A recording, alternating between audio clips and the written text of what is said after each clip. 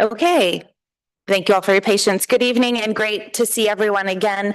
Thank you for joining us for tonight, our April full board meeting. I'm Jessica Chait, Chair of Manhattan Community Board 4, and I'm pleased to call this meeting to order. As many of you have heard many times, MCB4 has a hybrid meeting policy that can be found on our website. Board members are expected to attend meetings in person unless they have a disability and/or an extraordinary circumstance. Excused members and members of the public will still be able to participate virtually. Board members who are joining via Zoom must leave their cameras on, and this meeting is being streamed live on our YouTube channel, and a transcript is being recorded. The meeting will live on our YouTube channel and is accessible by the public. If you are in the room this evening and have not yet signed up for our public session, for those who are new, I am seeing some new faces. Our public session is an opportunity to speak on any topic of your choosing for 2 minutes. And if you have not yet signed up, we ask that you do so. There are sign-up sheets, I think, just on the other side of the door threshold. We ask that you do that now. If you're joining us by Zoom and wish to speak during the public session, we will ask that you raise your virtual hand, but not now, rather as we conclude our hearing this evening. That way we can see your hand, but we'll start with people in the room and then come to you. As a reminder, sign up for both public hearings and public sessions are available before the meeting, and we highly encourage you to sign up in advance. To ensure fairness, consistency, respect, we ask all speakers, including elected officials and their representatives, to limit their comments to 2 minutes. And as I have said in numerous past meetings, maintaining a respectful environment is not a request, it is a requirement of our bylaws, and we expect all board affairs to be conducted with fairness, decorum, and respect. This expectation extends to all attendees as well. Disruptions, offensive conduct, or personal attacks, all of which go against our commitment to hearing from all voices, will not be tolerated. If anyone does not adhere to these guidelines or the spirit of maintaining a respectful environment, they may be asked to leave. With that, we're going to get right into this evening's meeting. For this evening's presentation, and as part of a continued effort to hear from our precincts and law enforcement on issues of public safety, we are joined this evening by a representative from Midtown South. We welcome Deputy Inspector Chris Trubig. I hope I pronounced that right. Thank you for joining us. And just before you begin, allow me to note that as many of you on the board and hopefully members of the public know, we've been featuring guests like Deputy Inspector Trubig to be able to keep the board and public informed on issues facing our district in the realm of public safety. We ask our guests to focus on the particular statistics and trends impacting CB4. And if there's time following the presentation, we will allow for a couple of questions. So with that, I'll turn it over to you, Deputy Inspector. Can you hear me? We can hear you. All right. Good evening. Thank you for having me. Just to introduce myself, my name is Chris Trubig. I've been a member of the police department for 20 years. I was appointed in July of 2004. Just to give a quick overview of where I worked and some of my responsibilities. So I was in the academy in July 2004, which is approximately 6 months after the academy. I was assigned to Midtown South Precinct in January 2005. I was there for 6 months. After those 6 months, I was assigned to just north of here to Midtown North Precinct. And I was there for 7 years, from August of 2005 to around July of 2012, where I was promoted as sergeant. After being promoted to sergeant, I was assigned to the 2-3 Precinct, which is in East Harlem. I was there for about 18 months, and then I moved up to the 2-5 Precinct, which is also located in East Harlem. I was there for approximately 2 years, but I was promoted to lieutenant. I was in the 4-3 Precinct. I was there for approximately 8 months, and then I went to the Counterterrorism Bureau. And then in December of 2018, I was promoted to captain. I was assigned as the executive officer in the 6th Precinct for about 2 years. I was under the former CO of Midtown South Precinct. I worked with Chief O'Hare for 2 years, and that was during COVID. So my responsibilities predominantly were in Washington Square Park with all the demonstrations that were taking place there.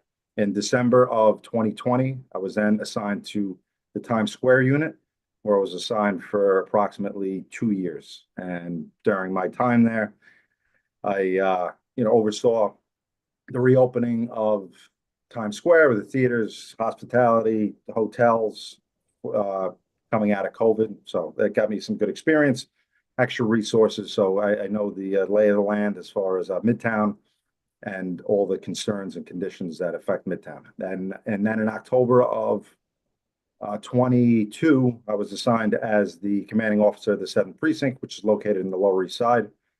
And I was there for about approximately 2.5 years. It was a great experience to be down on the Lower East Side. It was a great precinct, great community. Worked well with the neighborhood. We had a lot of success down there with 30% reduction in crime. And I just recently had the opportunity and the privilege to be the commanding officer of Midtown South Precinct. And I got here in a few weeks ago. I was assigned in early March. So that's my background. I'm hitting 21 years in July. So I'm privileged to come back here. This is where I started. So I've come about full circle in 20 years. I started here as a cop, so now I'm the commanding officer of the precinct. So I look forward to working with everybody within the community, and I'll open it up to any questions that you may have. Great, thank you, and welcome back. Maybe you can just share, you haven't been in the precinct all that long yet, but can you just share what some of the trends are, or if you have any of the data available, but just what you're seeing in particular as it relates to public safety, what you're prioritizing for Midtown South? Yeah, absolutely. So for the overall for the week, we were down in crimes 58 to 61, robberies 6 versus 8, felony assaults 8 versus 13, burglaries 6 versus 7, grand larcenies were up slightly 37 versus 33. For the 28-day period, we're at even 240 crimes versus 240, 20 robberies versus 24 compared to last year. Felony assaults were down 37 versus 49, burglaries were up 39 versus 31. And then grand larcenies 141 versus 129, and then grand larceny autos 1 versus 3. And then overall year to date, we are down 12.2%, 772 major crimes versus 879 last year. The only category as far as the 7 major crimes that we are up year to date would be the burglaries, which is 109 versus 96. So as far as some of the crime trends that we are seeing, of course, quality of life issues along 8th Avenue. We're always going to concentrate on that. Our FTU posts. So we have 11 police officers. The FTU posts, where FTU officers are the officers that have just come out of the academy. They're assigned on foot patrol for omnipresence out along the 8th Avenue corridor, 7th Avenue and Broadway. Also, we have the Times Square unit that kind of picks up on 41st Street. So that's where the Times Square unit is. As far as any of the reason the burglary numbers are up slightly is just due to not, so to say, the traditional burglaries. They're more shoplift oriented, criminal trespass burglary. So if in stores who have individuals that repeatedly steal from those locations, they have criminal trespass affidavits, which doesn't not allow those individuals to enter those stores. So that's the reason why some of those burglary numbers are up. But overall, like I said, year to date, we're down in pretty much every category. Thank you. And can you just, I don't think, just for all of our guests, can you just define the boundaries of the Midtown South Precinct? Yeah, 29th Street on the 29th Street to the north side of 29 to the south end of 45th Street, from 9th, the east side of 9th Avenue, over to Lexington. And there's like a little bit of a cutout.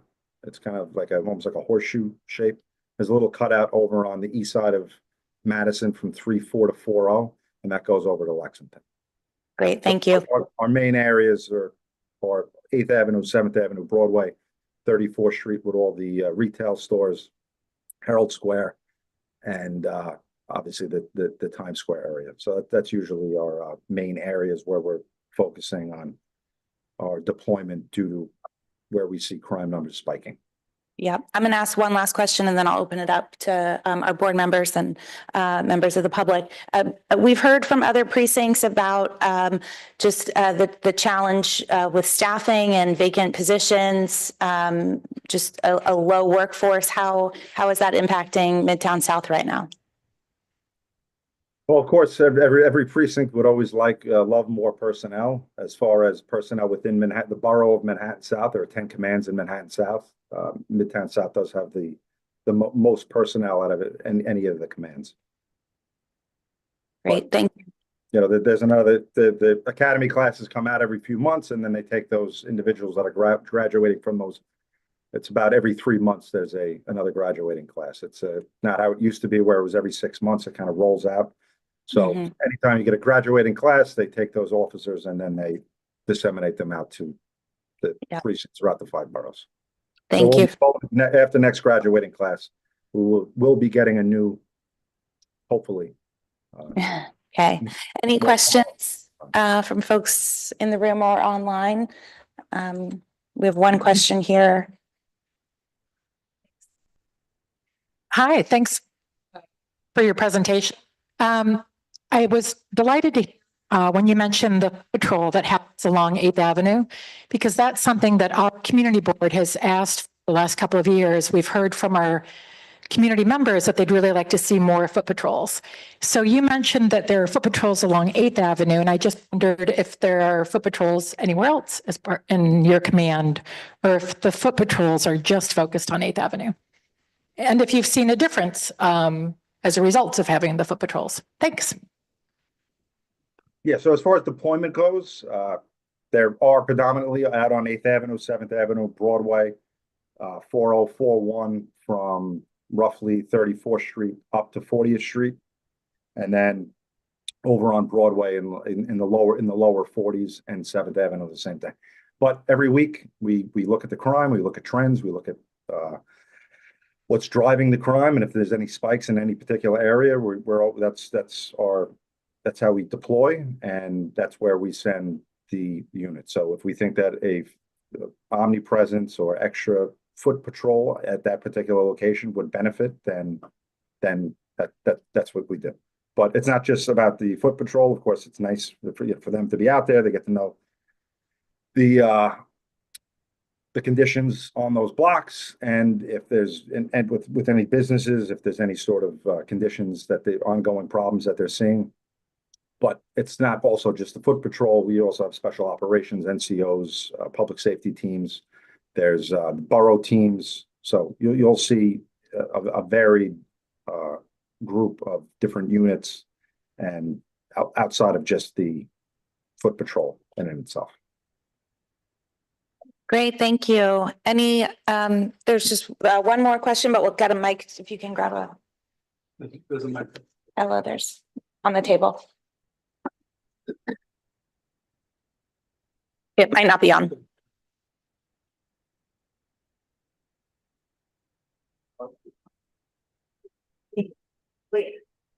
Hello. This is a question around when we see like some of the e-bikes that are going on the sidewalks or going in the opposite direction of traffic. How do you like address that? They're usually like going so fast. How would you ticket them? So just last week, we actually did put out an initiative in regards to e-bikes, because we know we do get large complaints about e-bikes either recklessly operating the bicycles, not obeying traffic control devices. And then also on top of it, we've seen a little bit of an uptick in as far as bicycle thefts. So when we looked at some of the areas that we're seeing a lot of the problems, it is in areas where a lot of these bicycles that are being used are through like delivery services. So we're seeing areas where bicycle deliveries are congregating into certain areas where they're getting a lot of the deliveries. So you'll see that in the 30s area, 6th Broadway, just south of Herald Square, and also up on 8th Avenue in the 40s and 41st Street. So we have been seeing complaints and a large amount of bicycles in those areas. So we have our traffic safety team that was addressing it last week, and then going forward, we're obviously going to keep with the enforcement. So there's a safe way to do it for not only the police officer, but the operators of the bicycle, that when you do see somebody disobeying it, you can't just jump out as they're doing it. So if you're standing on a particular corner, say 40th and 8th, and you see somebody that ran the red light on 39th Street, then you have time to safely stop those bicycles. And we also have operations where we're specifically targeting the improper operation of e-bikes. So going forward, it's definitely going to be a focus as far as our traffic safety program and our enforcement. Great, thank you. Deputy Inspector, thank you so much for making the time. Oh, sorry, there was one other question, and then we're gonna move on in our agenda. Is it on? Yes. Yes. Inspector, you are mentioning that you have enforcement of e-bikes on 8th Avenue. What about 9th Avenue? Yeah, any particular intersection where you're seeing issues?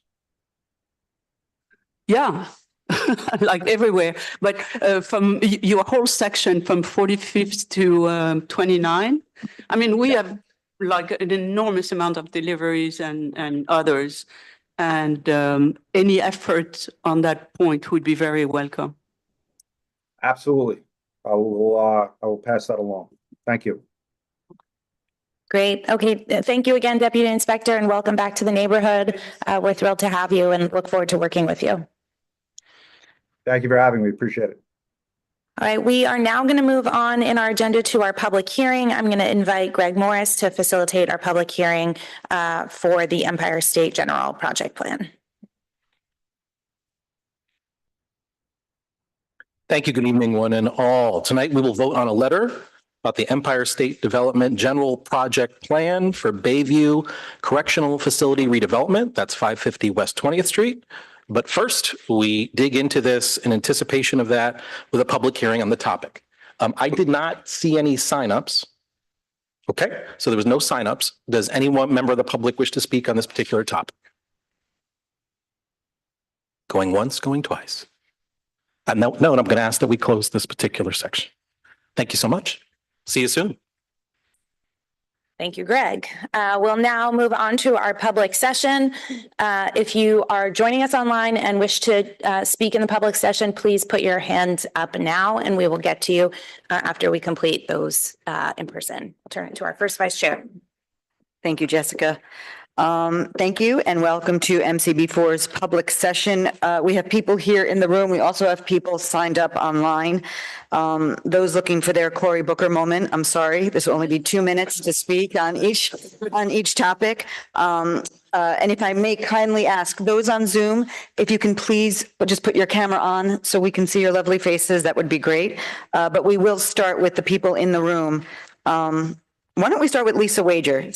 Lisa, you're here. You're always on Zoom. Come on up. And then we're going to go with Judy Harvest, Scotto McElby, if that's right. Is that good enough? Okay.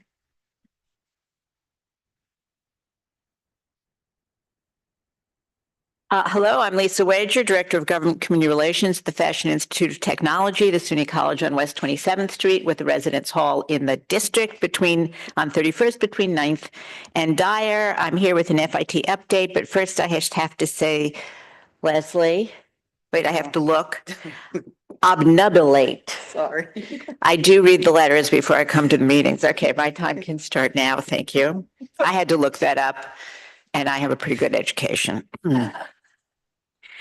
It's the season when year-end work starts to appear around campus. Last week, the 2025 Fashion Design AAS Capstone Exhibition, Blank Canvas, opened in the Art and Design Gallery. That's the glass box at the corner of 27th and 7th.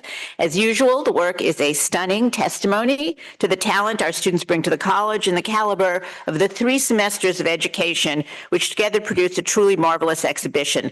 55 looks on mannequins are in the gallery.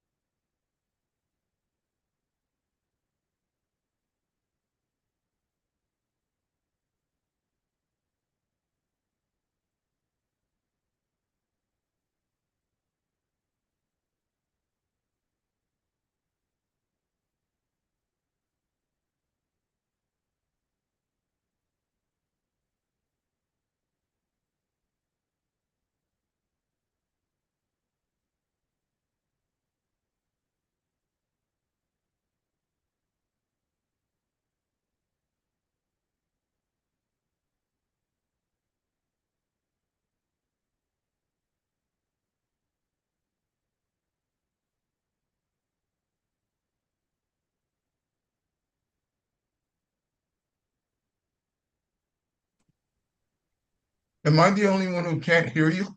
No, they're on it, Mike. I let Jesse know. Oh, I got you. Thank you. Thank you.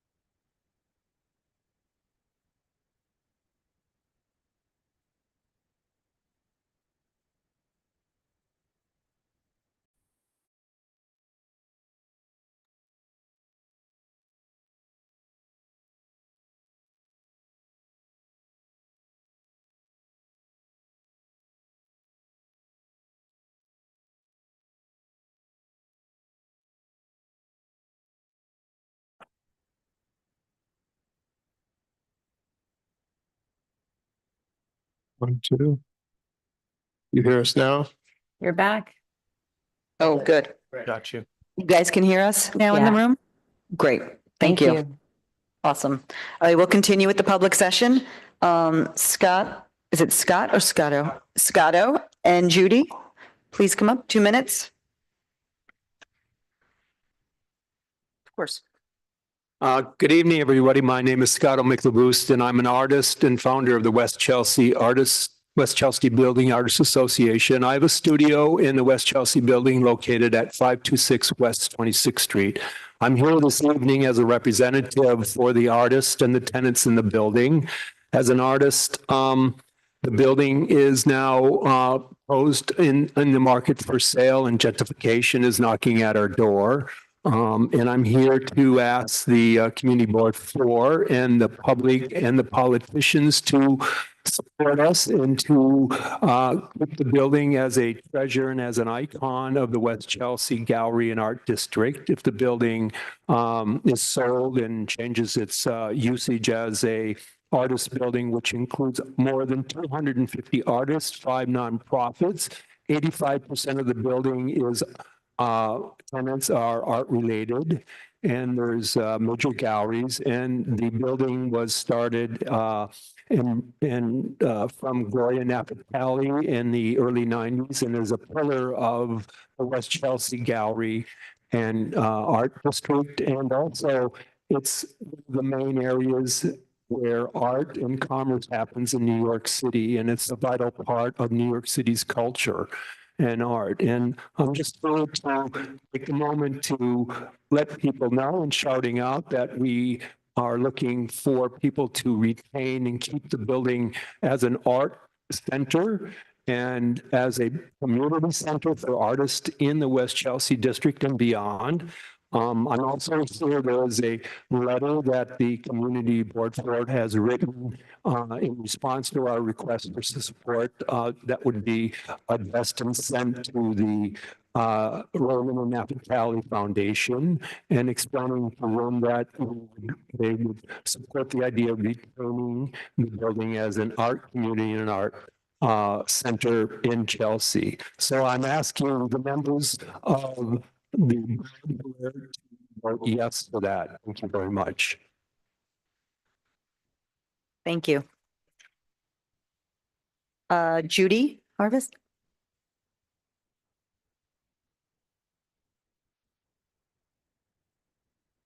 Hi, I'm Judy Harvest. I'm an artist, a beekeeper, and a real estate broker.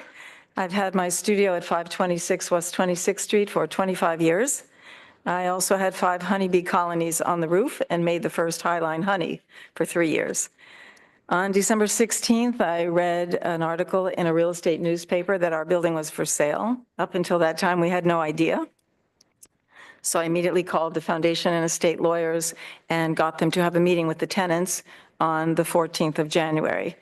My first community board meeting was the 13th of January, and I now love coming here, and I thank everyone for having us here tonight. To date, no one's really communicated with any of the tenants in the building. We find out what we find out by word of mouth, and that's not always a good idea.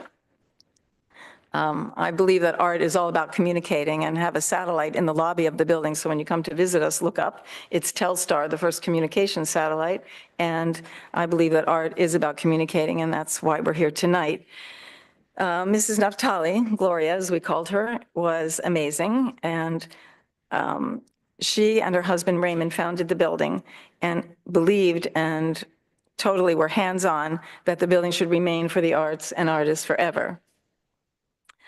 The mission for the building was not just a dream or a desire, but it was their life's work, was to create this building, and they would visit us in our studios or in our galleries almost every day. The building has a soul, and it's a very hands-on relationship. We're all very close in the building. It's like a community. It's 400,000 square feet, 200 studios, and this crisis has brought us even closer together than before, but we all do visit each other. In 2001, I had to interview with Gloria to get my studio. She was very serious about who could be there. And to this day, I'm still grateful. Right now, we're here tonight to vote on the letter. And the letter is more than just a letter about us as artists. It's for the neighborhood, our livelihoods, and those in the neighborhood. Oops, is that me? I gotta go. Okay, so the whole neighborhood is economically and culturally connected. We support the box manufacturers, the crate builders, the delivery men, the art handlers, the newsstands, the restaurants, the food trucks, everybody, and the framers rely on us. We bring millions of dollars in art to New York City and visitors as well. So please vote yes tonight for our letter. Thank you. Thank you. Thank you. It says also from West Chelsea, Joseph Naftali. Thank you, Joseph. I will not run over. My name is Joseph Naftali. I am the son of Raymond and Gloria Naftali, and I saw the building transform into this glorious art community back in the 90s. I'm only here to say I encourage the board to vote yes for this letter. It is very important. Thank you. Joseph, I think you have the record for public session shortness. Perfect. Next, Alexa Cruz. Did I see Alexa? Oh, there she is. Yes, right in the back. And then next, Alexis Perez, and then Luis Flores here.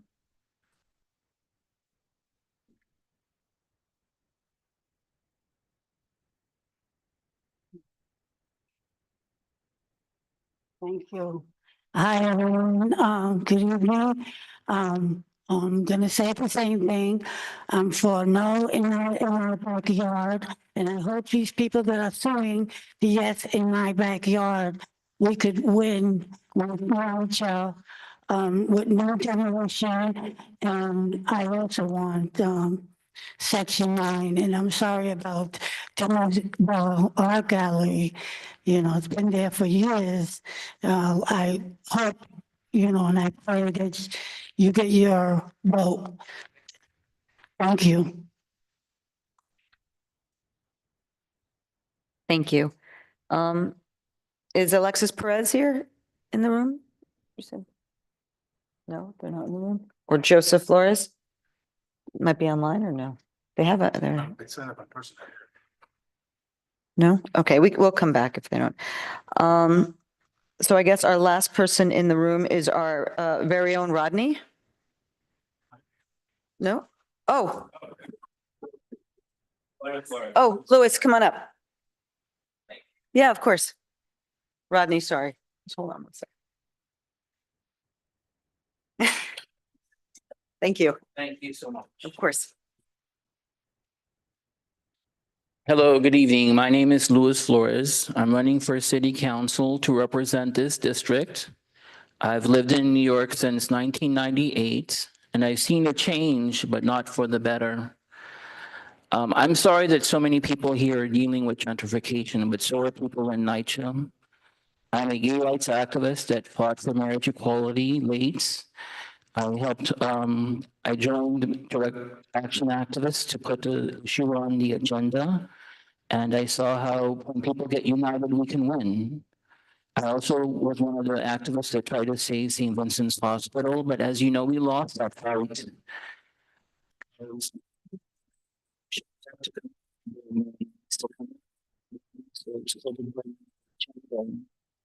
So you see with Stephen Ross, who's a supporter of Trump's MAGA extremist agenda.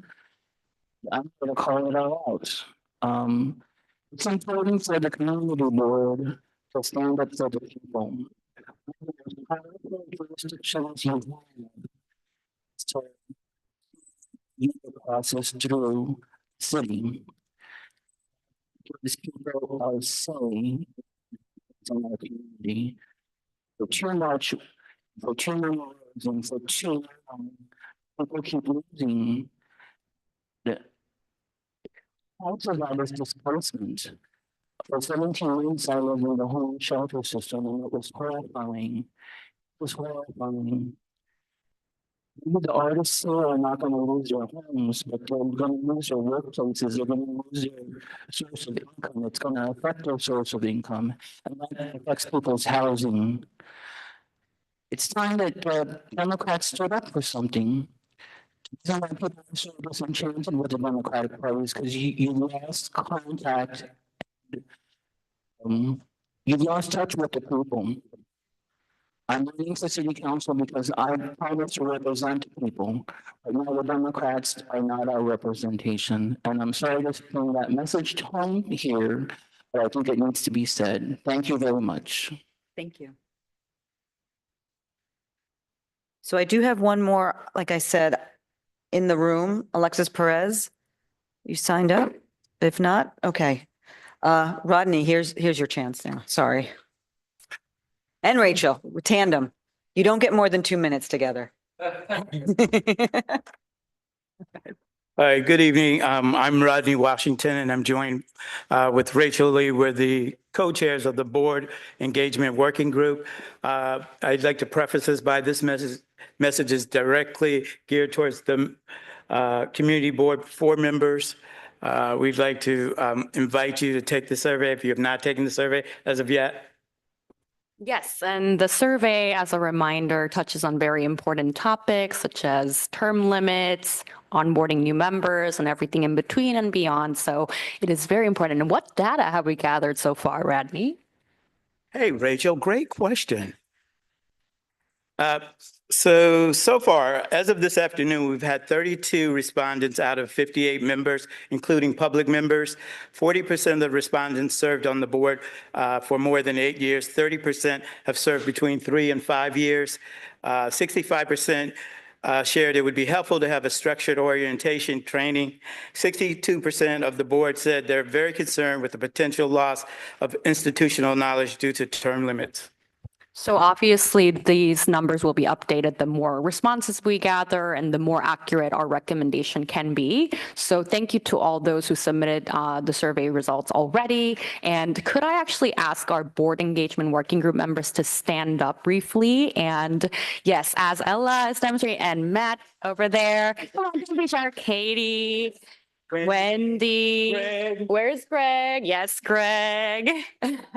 Yes, and Maria. Okay, so thank you to all of them for their hard work already, and they all are holding this beautiful QR code, and they might be sending you an email or reaching out to you in person today if you're here to remind you of the survey. If you could fill it out today or no longer than this Saturday, the survey will be closed soon after, so it would be great if we can collect your ideas beforehand. Thank you very much. We're excited to be on this group, this team.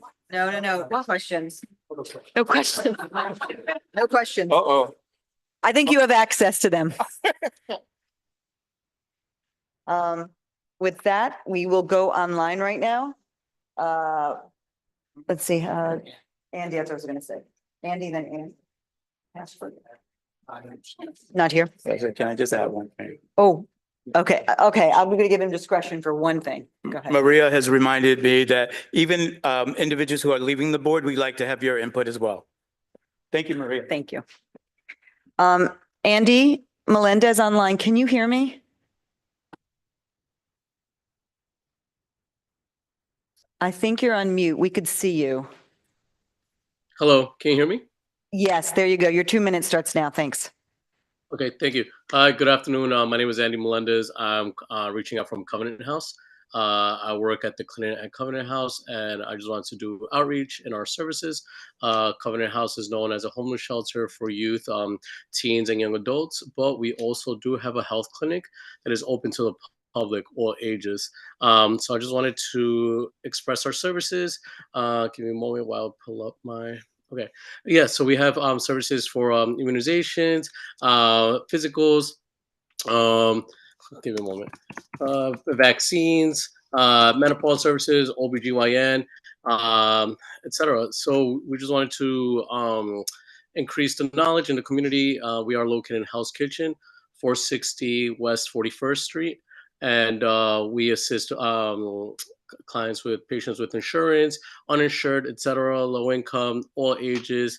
If you have children as well. So yeah, so I just want to express our services to community. So if you're in need, or if you know anybody in the area that is in need, we are open to all the boroughs also, looking to collaborate with other nonprofits, doing outreach events. Also, we are going to go to Brooklyn, uptown, to colleges to promote our services, PrEP, HIV testing, STI testing, HRT, hormone therapy. And yeah, if you guys have any questions, comments, or concerns, feel free to email me, amelendez@covenanthouse.org, AMELENDEZ@covenanthouse.org, or feel free to contact us. And yeah, thank you for your time.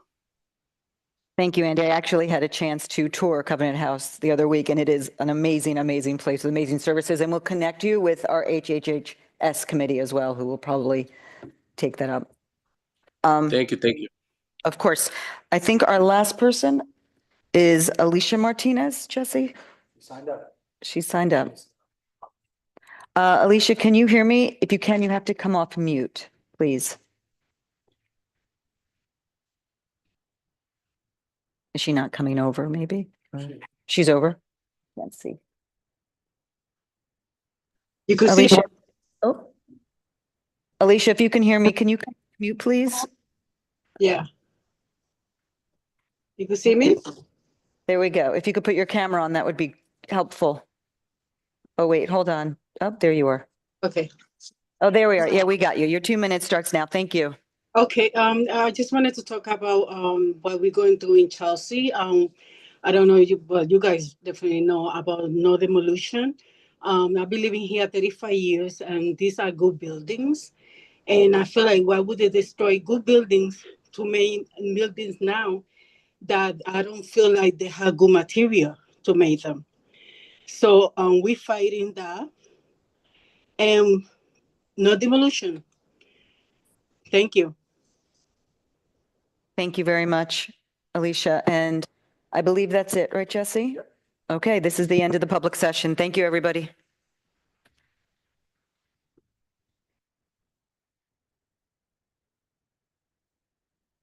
Thank you, Leslie. Moving on, you all have a copy of the agenda. Can I get a motion to adopt the agenda? Thank you. A second. Thank you. All in favor? Thank you. Any opposed? Okay. We were expecting a modification to the agenda, but I see that Joe Restuccia has stepped out. I'm going to ask our colleagues in the back, JD, any chance you can see Joe back there? Because I believe he wants to make an adjustment to the agenda. Sorry, everyone. Stage manager, we're now at the agenda time. So if you want to make a modification, thank you.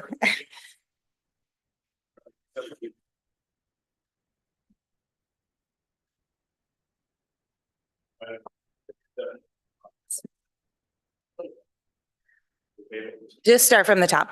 You'd like to make a motion?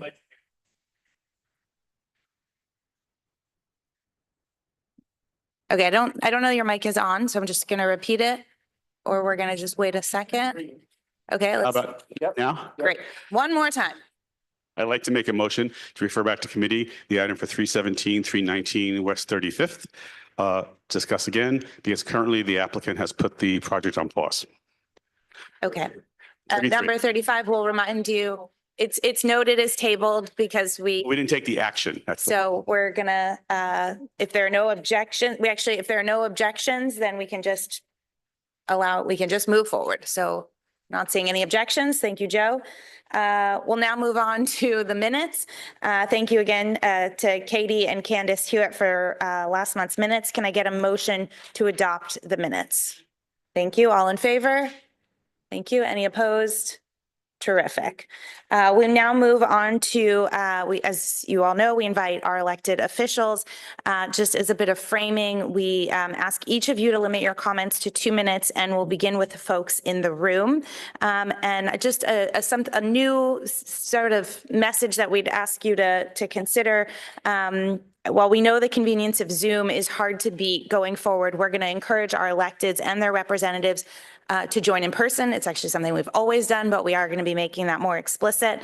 Being physically present encourages more conversation and follow-up, something we would like to be able to have your offices prioritize so we can continue to engage with you, particularly on the months that you are asked to speak. So representatives, electeds and the representatives, we ask for the months you're asked to speak that you do join us in person whenever possible. With that, we're going to start with folks in the room. Thank you. And I see Mackie Bentley is here, and then I believe we're expecting the council member. Is that right? So then after that, we'll go to Joseph Frankel. Hey there. Hello, everyone. Just want to give a few updates. Congressman Nadler has been fighting back against Trump's administration actions against the rights of the American people, our federal workforce and entitlement programs, and our rule of law. Just a few things he has done, just some brief points this past month. Earlier this month, he forcefully condemned the Trump administration's brazen defiance of a federal court order and its unprecedented misuse of wartime authority to justify immigration enforcement.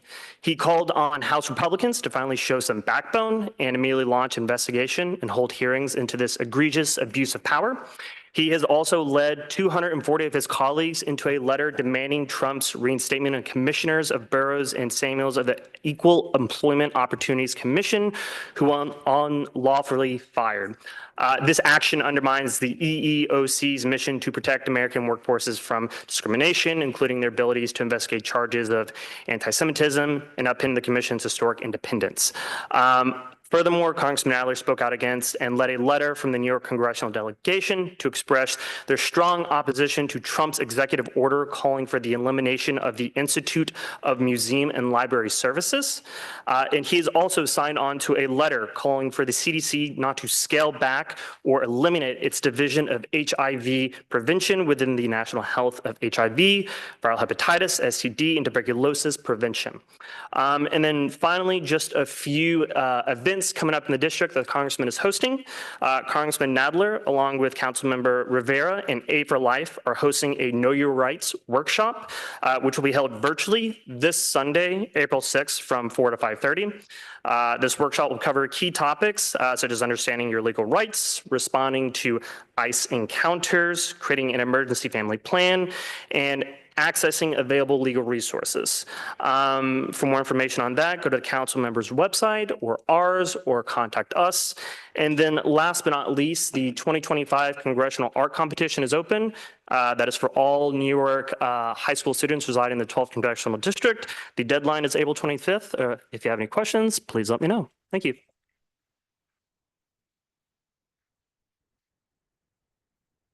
Thank you.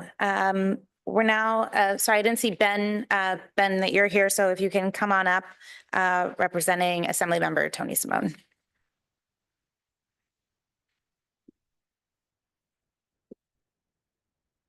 Hello, everybody. Last month, Assemblymember Simone unveiled an amended general project plan for the Penn Station neighborhood.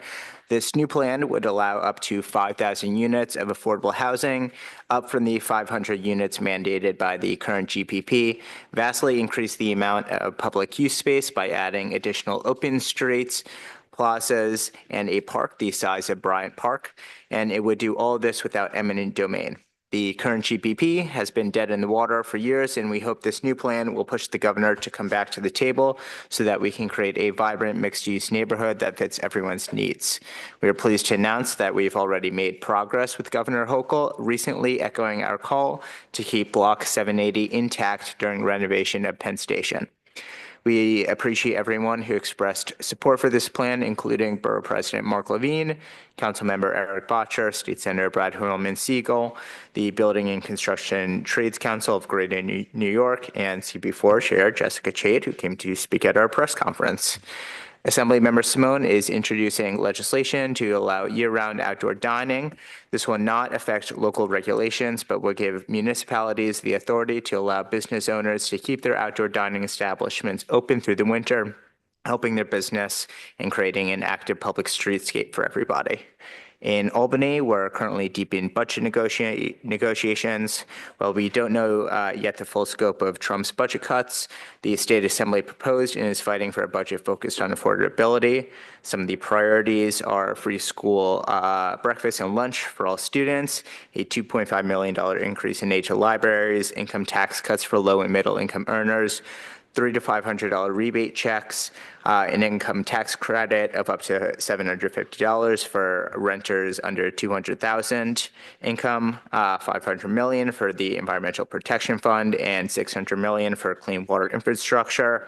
I'll share more details. We have some events coming up. Please check our website and emails for that as well. Thank you. Thank you. Covered a lot of ground.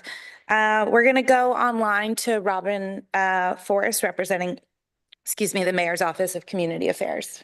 Hi, thank you. Hi, everybody. A couple of brief-ish announcements. You on the community board probably know better than anybody that dining out is back under the new plan. Food establishments can now operate roadway dining starting yesterday until the end of November, and sidewalk setups are allowed year-round as they have been in the past. There are currently about 2,500 roadway and sidewalk restaurants that are setups, I would say, are operating, and applications to do that are still open and will be open through the year. In other news, the mayor announced that traffic deaths are now, or in the first quarter of this year, were at a historic low. And there's a lot of work that's being done to improve pedestrian and vehicular safety. One of the things that we'll be seeing in the coming year is the expansion of various automated law enforcement tools like red light cameras, speed cameras, and so forth. Those cameras operate with permission of the state, and the governor signed legislation that will bring the program to 600 signalized intersections, which is good, very good. This community board, like many, have spoken at length about the scaffolds, the sidewalk sheds that are around our area. A bill was passed by the city council. The mayor is very supportive of that, and we should see some very significant improvements over the next year, requiring the Department of Buildings to recommend new sidewalk shed designs. The duration of sidewalk sheds for facade repairs is being limited. There will be more enforcement and more fines for violations of this new law. It's a series of bills. Thank you, Robin. Okay, thank you, everybody. Great, thank you. Thank you. Thank you. Okay, we, as I mentioned, are expecting our council member, but that concludes our other elected. So we'll move on to the district manager's report and work. Everyone will be flexible in working him in when he arrives. Jesse? Good evening. I'm Jesse Bodine, the District Manager for Community Board 4. First off, I just want to say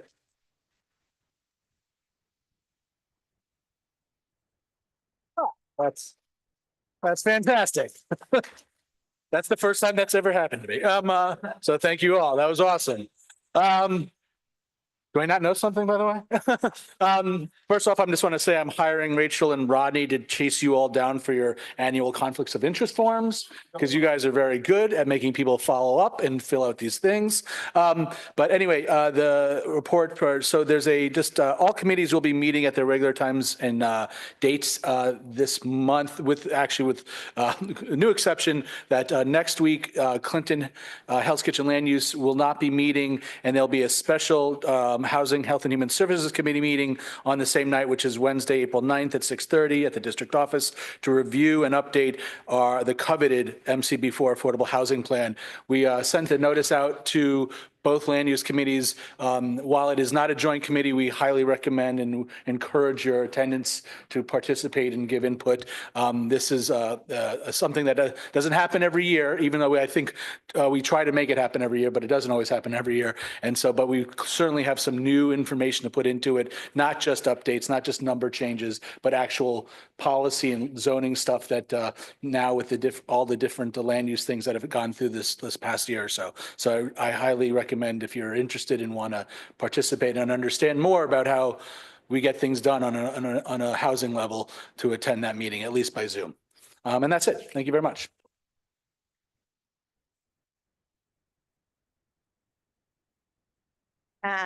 Okay.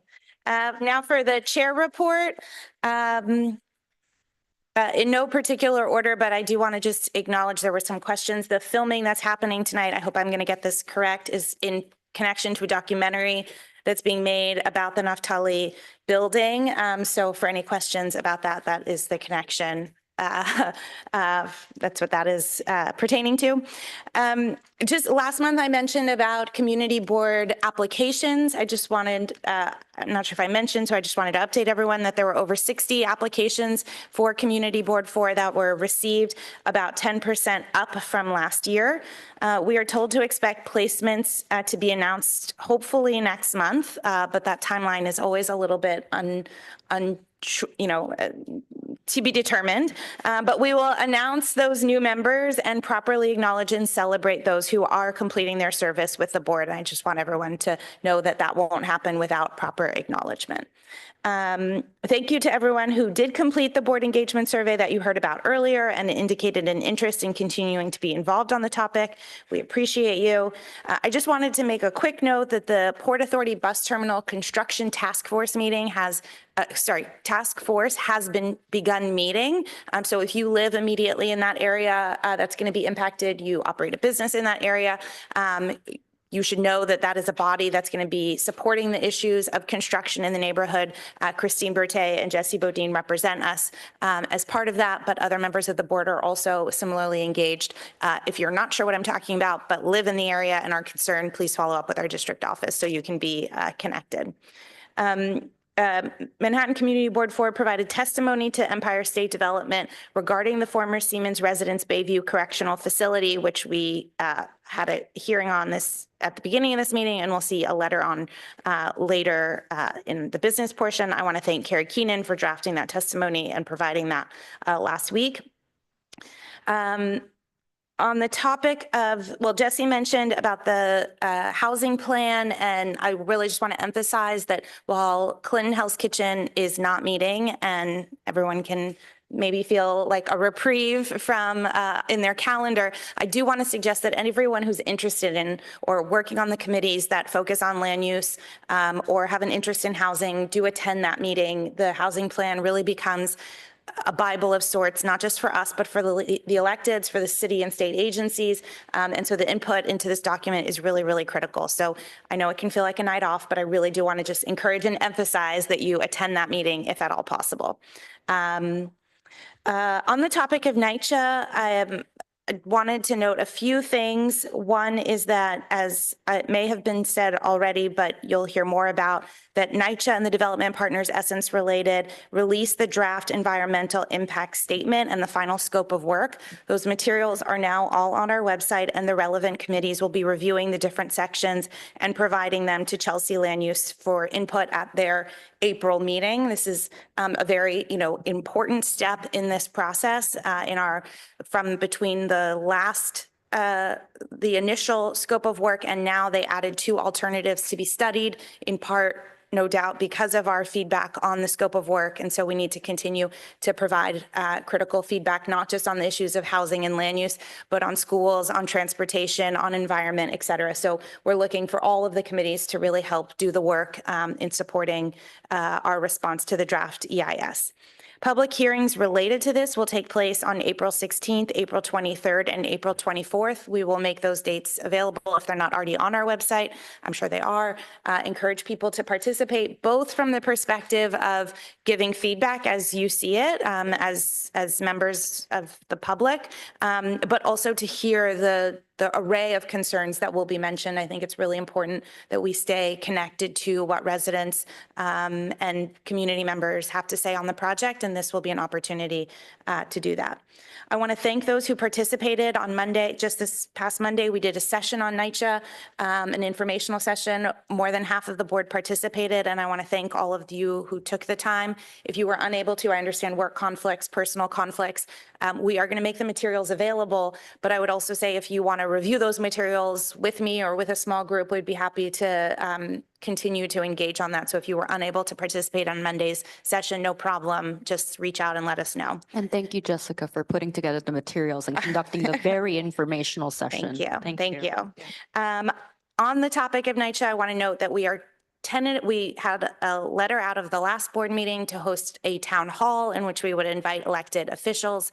We are diligently working on scheduling with so many things happening, Albany in session, et cetera, but we are tentatively holding May 8th as that date. We will send out a final confirmation, but we are really working hard, and I want everyone on the board and the community to know that we recognize the importance and the value of bringing our electeds and the public together on this topic. And so we are really working to make that happen. That said, we also didn't want to conflict directly with the DEIS hearings. We wanted to respect that process. So just many things that we're trying to work around, but our commitment is to get this done. On the topic of, maybe a little less about NYCHA, but obviously the 2 committees that have been really leading this effort are Housing, Health and Human Services, and Chelsea Land Use. Some of you may have heard this announcement, but I wanted to make sure everyone here knew that Carrie Keenan is not going to be continuing in her role as co-chair of Chelsea Land Use, effective at the end of what was March. So Carrie is no longer chair. I want to again thank Carrie for her incredible leadership. She was a wonderful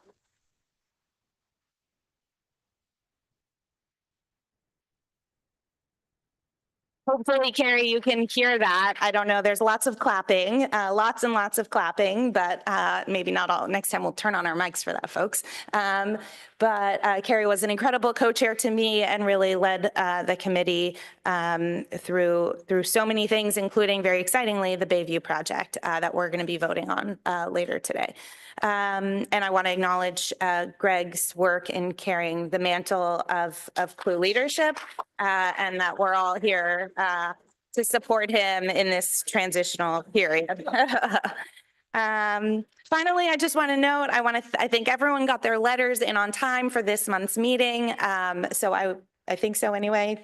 Jesse may be giving me a look, but I just want to again encourage and remind everyone that we really want to adhere to the deadline for submitting letters, and thank everyone for their timely submission this month. Okay, with that, we are ready to move on to the business portion of our meeting. Do we have an ETA on the council member? No. Okay. So we are going to move to committee business, and with that, starting with BLP. Sorry? Oh, yeah. So starting with BLP with a whopping 26 letters. Bert will be representing us from online. Hi, everybody. Can you hear me? We can hear you. Okay. 26 letters. Most of them are, of course, not our traditional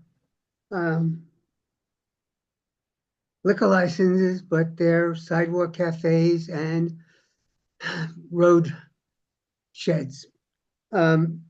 And even though it's 26, when we had our meeting, there was very little controversy. And so I'm just bringing it up and saying, any questions? If not, you have it. Okay. I'm not seeing any in the room.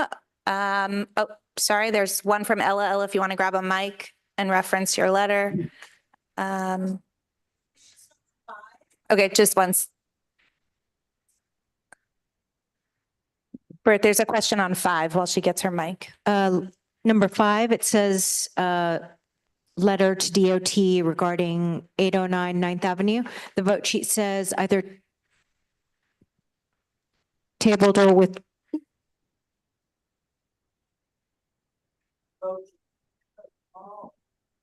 You mean online?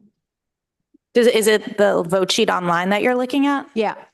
Okay, maybe that's. You mean there's the option to do that, or you're saying it's listed as table or withdrawn? It's just, that's it. There's no yes, no. It just says tabled or withdrawn. On number Okay, 5. all right. Thank you, Ella. I'm sorry I missed that. Yeah. Well, So we that- can come back to the vote sheet at the end, Yeah, fine. That's fine. but thank you for calling it out. But it's not a question on the letter. Great. Okay. Right. Thank you for. Okay. We'll come back to that at the end. We're now going to move on. Thank you, Bert. And thank you to the BLP committee for that haul of letters. We're going to move on to Clinton Hell's Kitchen land use. ICJD.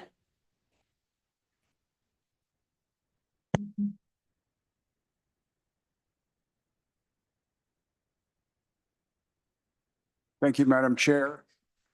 Is it on? Yes. Yes. The item is Ballsy Park, which is a privately owned public little park on West 57th Street and 9th Avenue. It's owned by a building called the Sheffield, which is on 57th and 8th Avenue. They built the park because they got a zoning bonus back in 1978, I think it was. They are required to maintain the park. There was a kiosk on the park. The kiosk didn't work out. The Sheffield came before this board to renew the contract with a new kiosk operator, and the board has to weigh in on that. We had two committee meetings about it, and we flooded the zone with a walkabout of the park with committee members, Kevin and Rachel and Leslie and Paul, of course, and myself to look at the park and see what needed to be done. Lots of work needed to be done. The Sheffield had a change of board directors. There was a COVID, there was some kind of pandemic. Things went down. Anyway, the Sheffield has agreed to spend $200,000 to fix up the park. We listed all the maintenance they have agreed to. And with that, we recommend to city planning that the kiosk be approved. The kiosk is a good amenity. There's eyes on the park. It earns some money to go back into the park, so we're all for it. I think we want to thank the Sheffield board for spending all this money and doing their job. We want to thank the Park Vendome, especially Anita and David. I don't know if you're here, but for coming to the walkthrough, and especially Richard Bass, who was with us online, who represented the Sheffield in the negotiations. Rachel had a good point tonight, calling on you, Rachel. And I'm going to ask Richard Bass, if you're with us, with the indulgence of the chair, if I could. Is that okay, Jessica? I don't know if in business portion we can hear from the public. Not to hear. I just want to throw something out to him. Okay, in the form of a question. In the form of question. You're asking him to respond to something. Yes. Okay. Let's see that he's online. Richard Bass, if you're there, not in the letter, but we'd like to get into the letter. Hold on, let him come over. Sorry.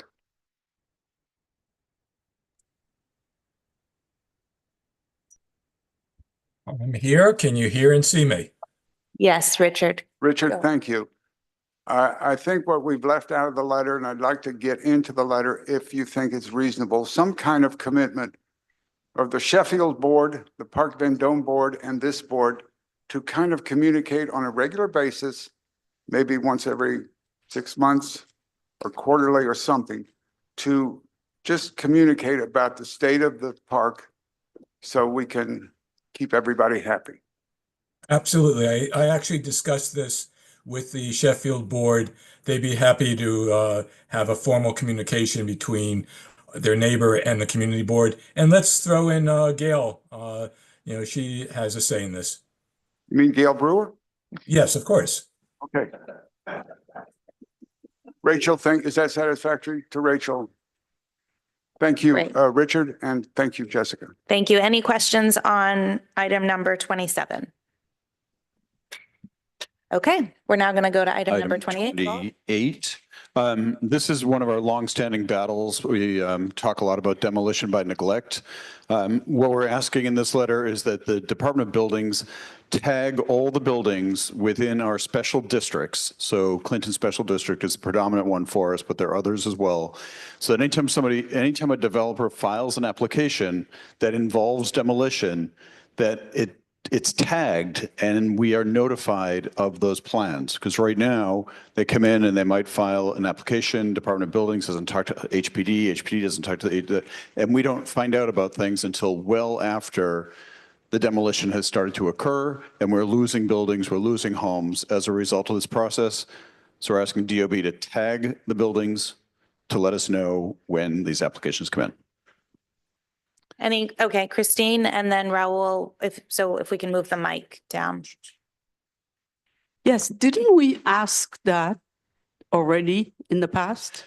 We, 2015, 2016, when Mayor Bill de Blasio said he would do it for us, Right. yes, we did ask many times. And they never did. And they never Right. did. And so is there, I don't know that I read in the text that we mentioned that it has been asked before and this isn't, proven. It proves that the fact that it's not there, we are losing, right?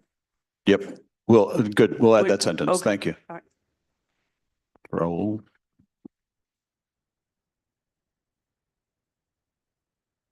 Thank you, Paul. Excellent letter. I just want to know on page 5 in the maps, it looks like you have the Hudson carved out under sub-district B perimeter area as being, I think, with anti-demolition protection, page 5 on the north side of the map. If that's the case, by demolition, do you mean demolition of the entire building or do you mean internal demolition as happened at the Hudson?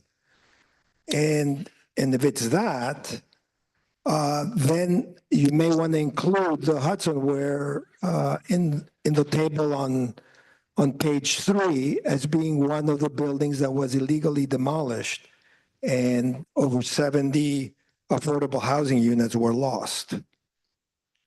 I'm going to let Joe take that question.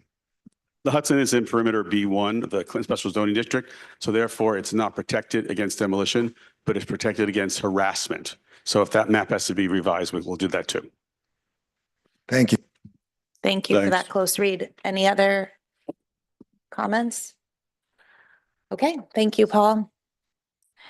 We will now move on to Chelsea Land Use, item number 29. And 30 for that matter. Hello, once again. So item number 29 is specific to Bayview, which we started the conversation earlier, or at least with the public hearing section. I guess I feel it's a little unfair on some level that I talk about Bayview because I have not been involved as closely as Carrie has been. And so with discretion and if it's appropriate to do so, Carrie, I would love for you to take this particular segment because I know how important this is to you and the work that you have done to shepherd this particular project. Sure, thanks. This is a letter, we've been talking about this for quite some time, years before I joined the board. This is a letter enthusiastically supporting the general project plan or GPP for the Bayview Correctional Facility redevelopment. I say enthusiastically, hopefully that's not too misleading, but we're pretty enthusiastic about this.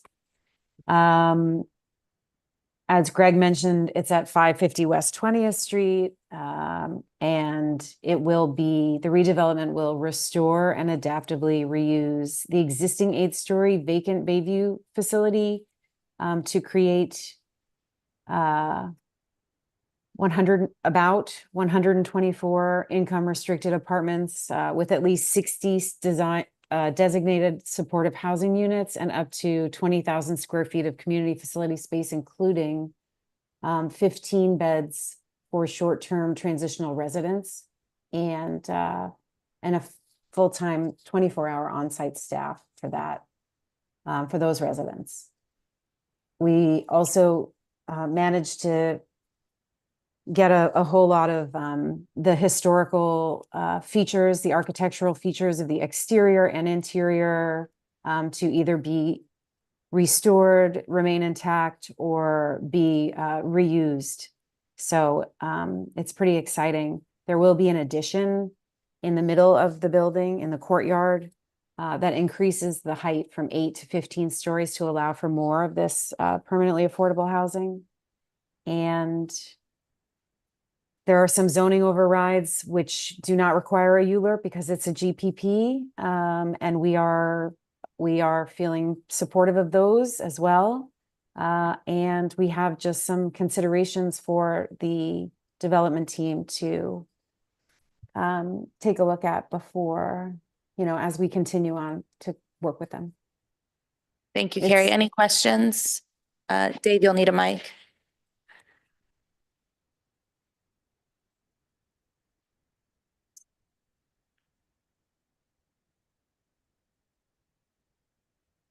Regarding the terracotta, on line 118, we talk about restoration of the historic terracotta panels. I'd just like to recommend adding after the word panels with any replacement in kind, which is something that we have argued for in the past. We want real terracotta, not cast stone. The state has seemed to agree with that. I think it's worth, since we're discussing the terracotta, including it in this letter and not dropping the ball. Sounds good to me. Thank you. And then if you could pass it to Joe, leave it on if you don't mind.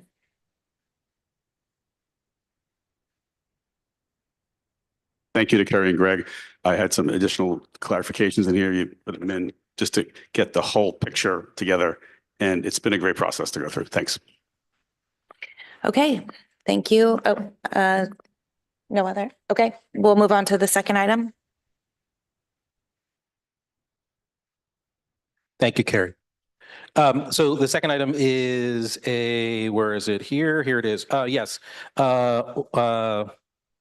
Sorry, 140 West 18th Street. Committee had a conversation based on a presentation about some alterations, modest alterations that were expected. So the committee is going to suggest approval with those alterations. David, thank you for drafting the letter. Much appreciated for your guidance and support as always. Any questions? Okay. Well, now before we move on to HHS, we're going to invite our council member to join us. Eric Botcher here in person. Thank you. Just want to make sure that the rest of our folks know to be teed up following his remarks so we can continue the business portion. Eric. Thank you so much, Jessica. I'm embarrassed to admit that I went to Pier 57, but here I am.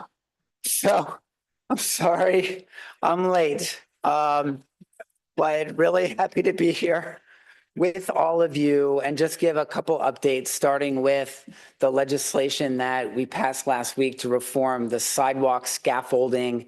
Hi, how are you? Sidewalk scaffolding in New York City, a package of bills that will hopefully get a handle on the problems we've all been experiencing as long as we can remember. I have 2 bills in that package that passed. One which will set time limits on the amount of time that property owners have to pull the building permits to do the work.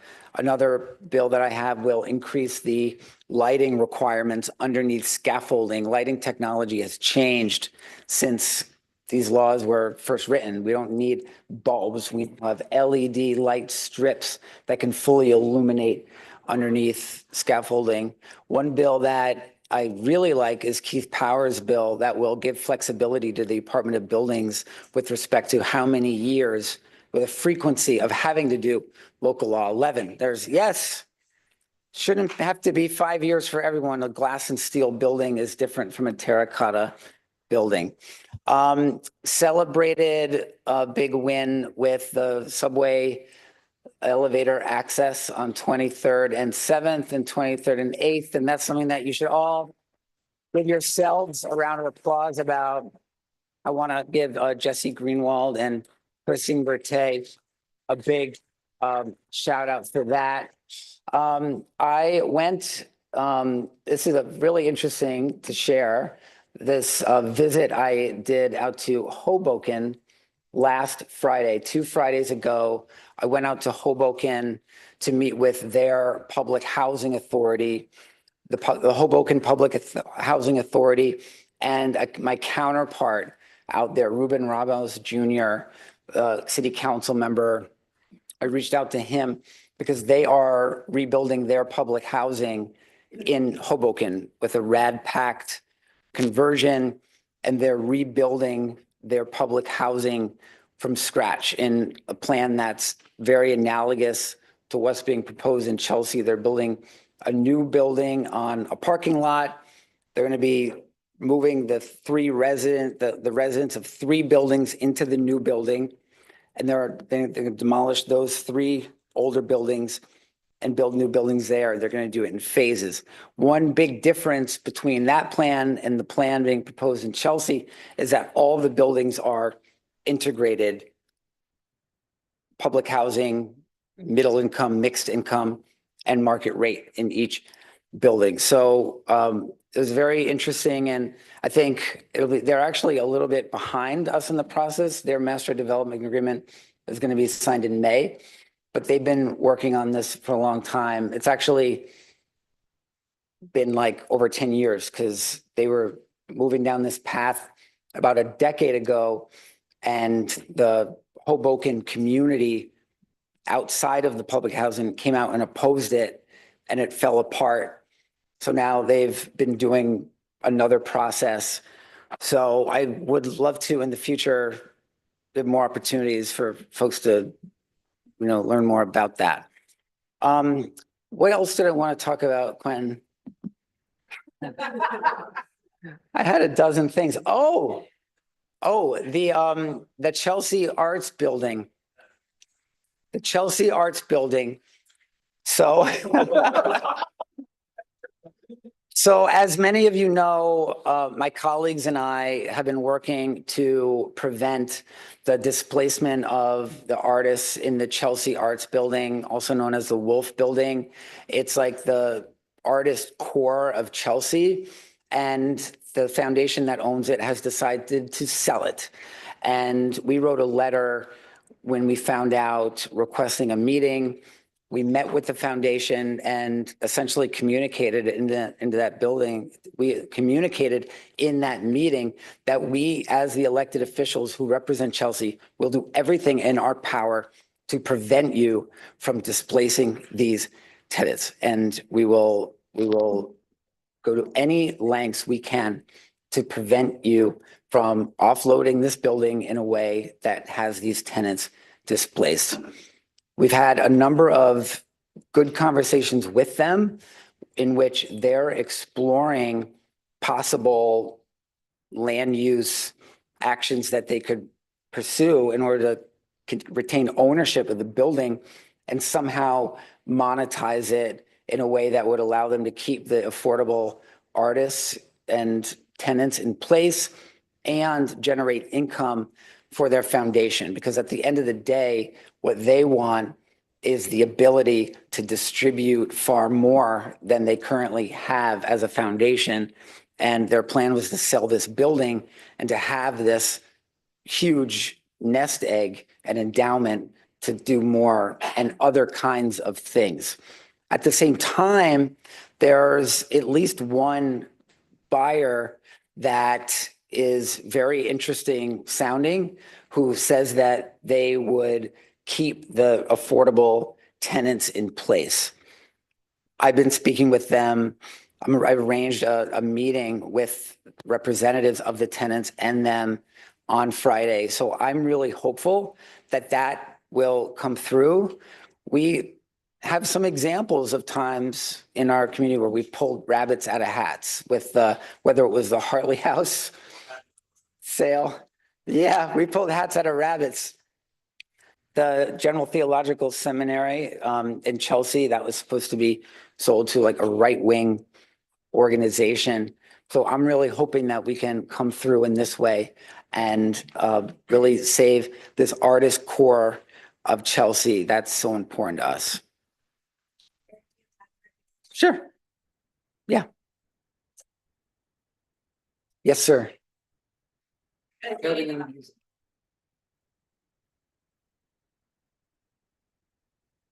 Hey, council member, could you be kind enough to touch upon participatory budgeting, PB?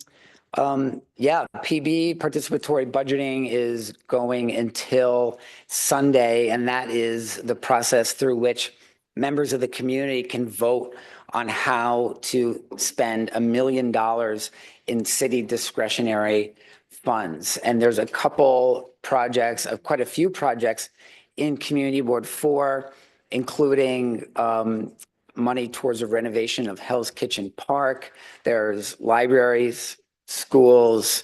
So we're really urging folks to come out and vote in PB. Yes, it's a way of directly, number one, putting forward ideas, generating ideas for things to fund in the budget.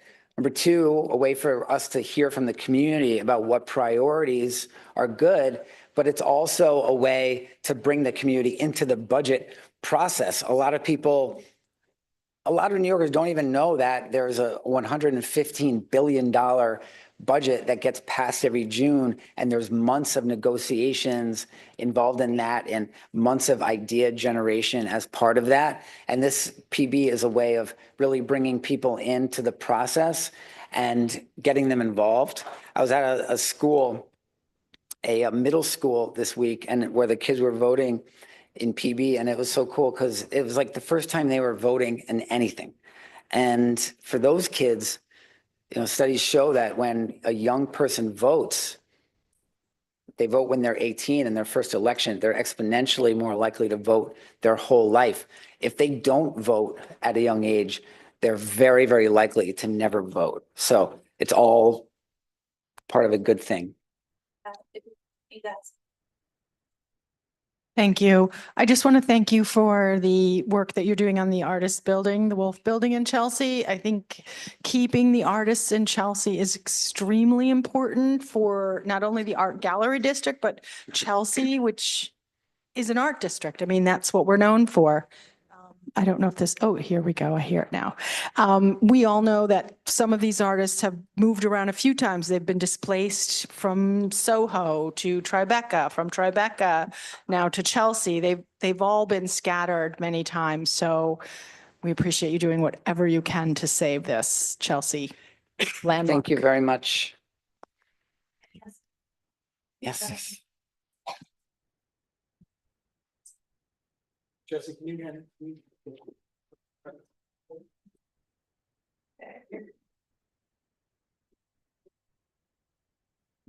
Great. Hey, it's not a question. I just wanted to thank you for your April 1st email yesterday about pedestrian. Not pricing. everyone was thought it awesome. was amusing, but 99% did. We got some crazy voicemails, but thank you. Thank you very much. Thank you. Yes. That's Gary. Oh, Carrie, hi, you're up. Oh, hi. Thanks, Councilmember Botcher. My daughter, when she turned 18, she's 19 now, she voted for the first time and she voted for you. So, which brings me to my question. Sorry if this feels like a little bit out of left field, but I'm just wondering what you and the rest of our elected officials are doing regarding getting gender affirming healthcare for trans youth. Have you spoken to the hospitals? Are we pushing, them, they're adhering to this illegal executive order from the president that has already been stopped by the courts? It seems as though if you are if you were an existing patient, they will now see you, but they were not accepting any new trans youth patients for care. So I guess they've kind of made up their own grandfather clause.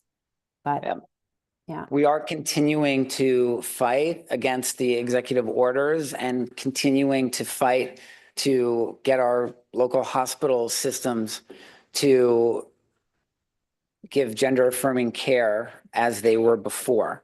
On Friday, we are meeting the LGBTQ caucus of the city council, of which I'm chair.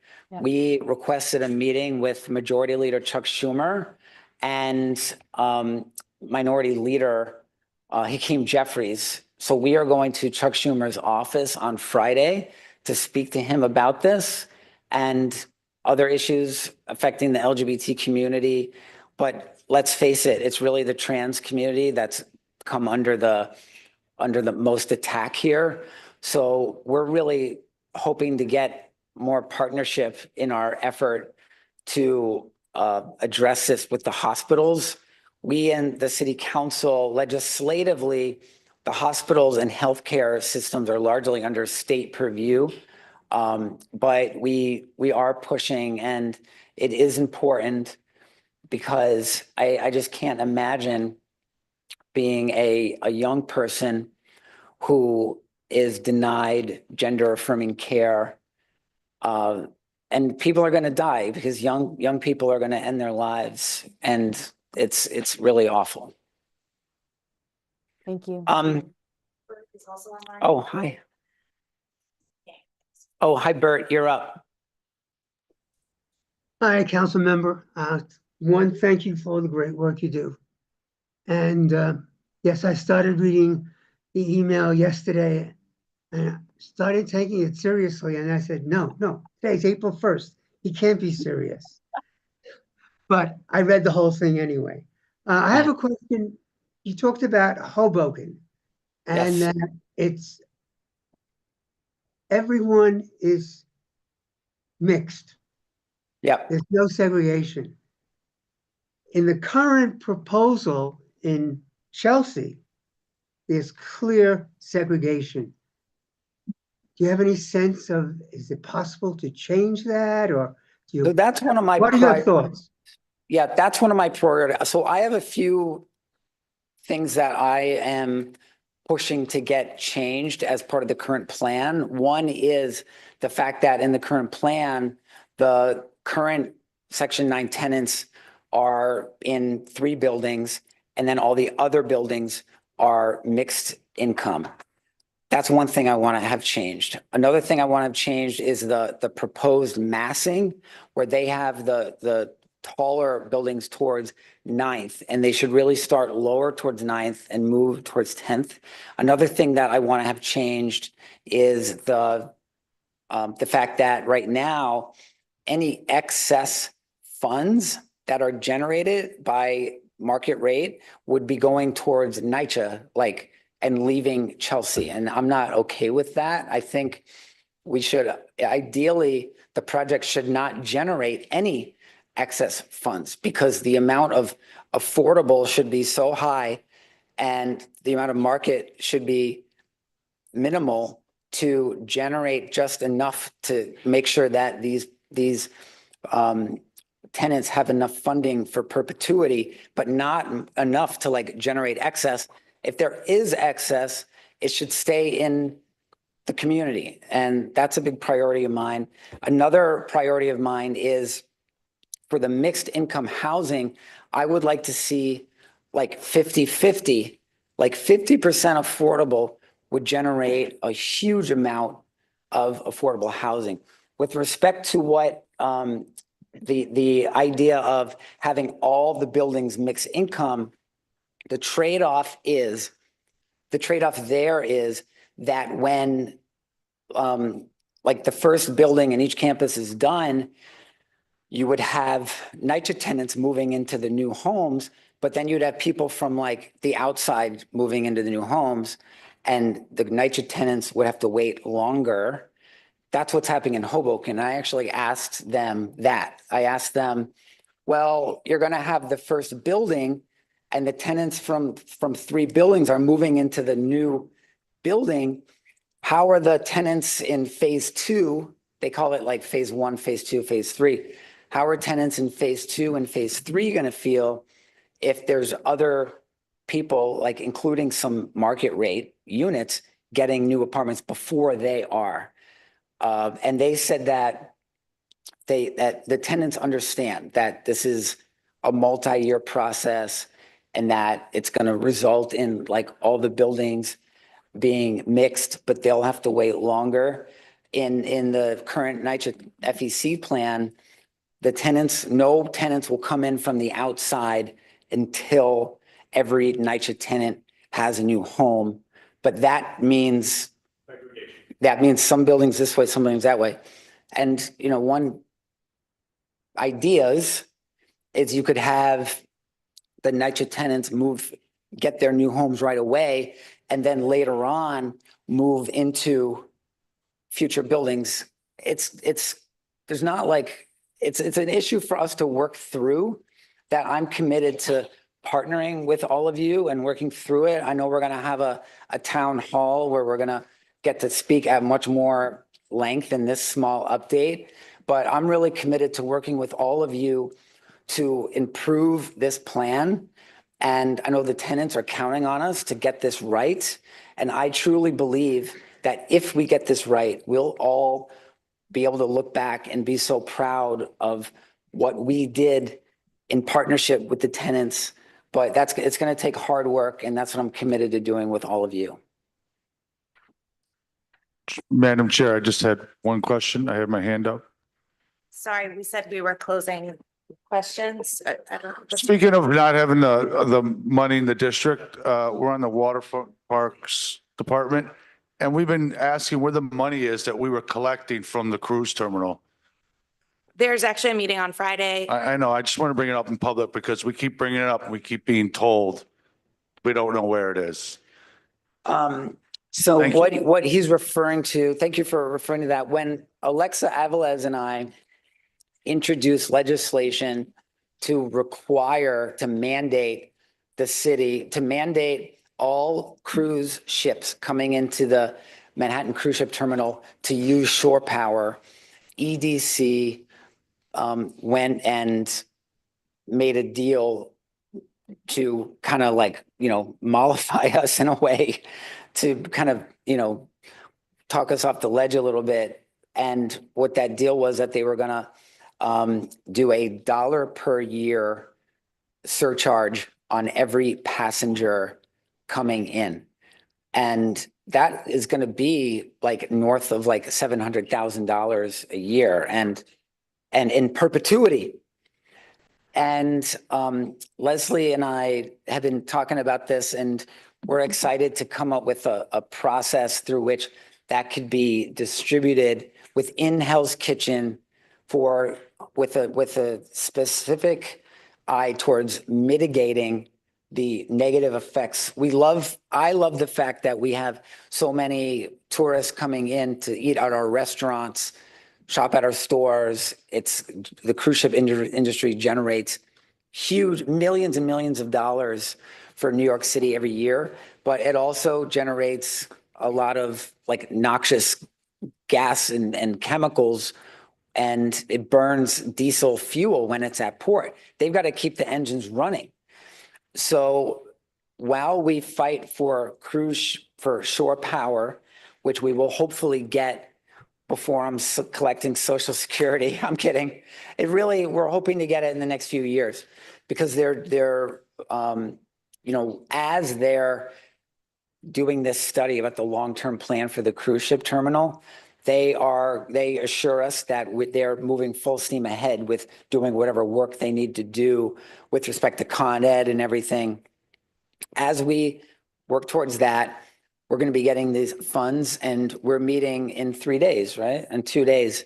And really excited to get that out and do it in partnership with all of you. And, things like greening of the district, sanitation, all kinds of things that we could be excited about. Thank you, council member. Thanks, everybody. Thank you. We appreciate your time this evening, and I know there were,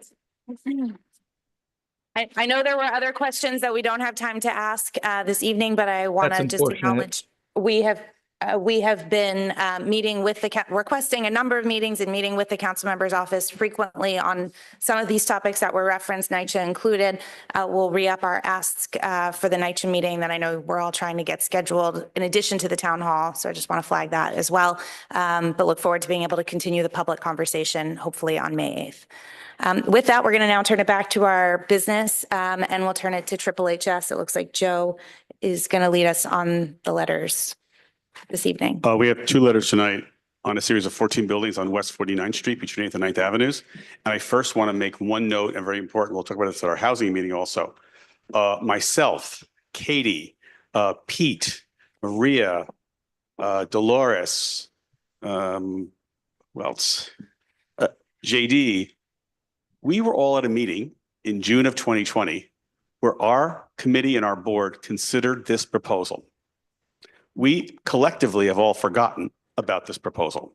And it's fascinating because we sat, we knew nothing about it. We started from scratch and there's major problems in this building. But I wanted to acknowledge publicly that the board just truly slipped up. Until I went back to that YouTube video in 2020, I had no memory that these folks had come to us in advance. All right. So here we are today. Joe, hold on a second. Eric, I want to make sure you know. You just heard what Joe said. No, this was the note that collectively, like 8 or 9 of us all forgot that in June 2020, we considered this proposal and commented on it and heard it, right? For It's West- a bizarre for West moment. 49. Our board has the memory of an elephant. We forgot about this, all right? But I do. Well, even better, we find out that we drafted a letter, but we don't believe it was sent because June 2020 was, like you said, kind of a different time and place. So just want to note that for the public, and we'll talk about that at the committee also. However, that does not change the fact that today we have 14 buildings that have a very rich tax exemption in exchange for restrictions for affordable housing that have been horribly managed and cause incredible problems with public safety, both for the tenants who live there and for everyone around them. So irrespective of us truly having collective amnesia, this is not what we have today. We have a serious public safety problem and a serious management problem. There are 14 buildings of 272 units. As part of the tax exemption through Article 11, there are 198 units that are restricted for income restricted for 40 years at 40% of AMI, 90% and 125% of AMI. There's other rent regulated units and then some market rate units. This set of owners has bluntly run these buildings into the ground. They have currently 678 housing HPD violations on them and major problems with squatters in the buildings, creating all kinds of illegal activity to the point where there was a fire set on the roof, burning garbage bags dropped down an air shaft, ladders thrown off fire escapes into the back, people on video running back and forth across the roofs. The doors are open, the apartment doors are open, very, very dangerous. So we sat with this representative of this owner. Unfortunately, the rep was only there, worked at that company for a year, so didn't have the full picture. Council members since had a tour of the buildings with HPD and DOB. And we are asking specifically for HPD to enforce its regulatory agreement that these buildings must be kept in good repair. It is very odd too that there's a cohort here for homeless housing and there are 0 social services provided to those people who are referred. So it's a recipe for disaster, and that's our first letter. Our second letter is to the Manhattan Housing Court because there have been cases that have gone on for over 2 or 3 years with squatters who are actively involved in drug activity. The squatters got there because they showed a fake lease. The police went to remove them, and with the fake lease, they were able to stay. And there has been active drug activity out of these units. So these are the 2 letters, and it's a really difficult situation. It's gone to Midtown North Precinct Council. A lot of people in the area are very upset about it, and that's the gist of it. Thank you, Joe. Looks like there's a question from Christine and then. So essentially we're saying was that HPD is not doing its job, right? Yes, Christine. Yes. Okay. So do we need a letter to go to whoever is controlling HPD and say, how could they not, you know, Our letter going to HPD. It just says agency on top. It didn't say it. It should have said going to HPD. Yes. no, what I'm saying is HPD reports to whom? They are not doing their job. Why don't we write to the people which are above HPD? HPD actually is the agency that enforces the regulatory agreement. And we're very lucky at this point because the commissioner of HPD until recently is now the deputy mayor to whom HPD reports. So I think we're going to be in good stead here. We're asking the council member to set up a meeting with us at HPD on the regulatory agreement. Okay, there's a question from Katie. Thanks. So I have some suggested changes that, because I think there are some things in here that aren't quite accurate. So on page 5, line 142, we say that the representative who came to speak with us, we say he wasn't able to address all of the questions raised by our committee, and we say due to lack of adequate preparation. I actually think that's unnecessary, and I actually don't think it's true. We didn't give him questions ahead of time that then he couldn't answer. He answered a lot, and when he couldn't answer things, he said he would get back to us, which we asked him to do. So anyway, I would just suggest. I would just note, Katie, that you are not part of the briefing that Jesse and I had with him prior. Yep. We asked them to prepare certain things, and they did not prepare those. That's why I noted it there. We actually asked them to prepare certain responses in advance, like 3 or 4 days in advance. Oh, yeah, I guess because the rest of the committee then wasn't provided with that. It was. I did report we had a meeting prior. Yeah, so I'll be honest with you, I actually just don't think it's necessary to insult somebody when we're asking them to do more. And so I would just say he wasn't able to answer all the questions, and I would put a period after the word committee, and I would get rid of due to lack of adequate preparation. That is totally fine. However, we should not worry about insulting a management company who has caused a major public safety problem to tenants and the neighborhood. Yeah, I have different views about. It's not about different views. That was our discussion. So go right ahead. Okay, and then on page 7, going into page 8, there's a whole section about the homeless tenants. And I would suggest deleting, I guess it's on page 8, lines 241 through 249, because he actually did make clear that the problems weren't coming from the homeless tenants except one, and that she'd actually been a very good, calm tenant for 2 years until she had a mental health crisis. But this makes it sound like there are lots of problems from the homeless tenants. And anyway, So again, in the briefing they gave us, they stated that specifically that one of their issues was they were not able to screen people, and there were lots of problems from the homeless referrals.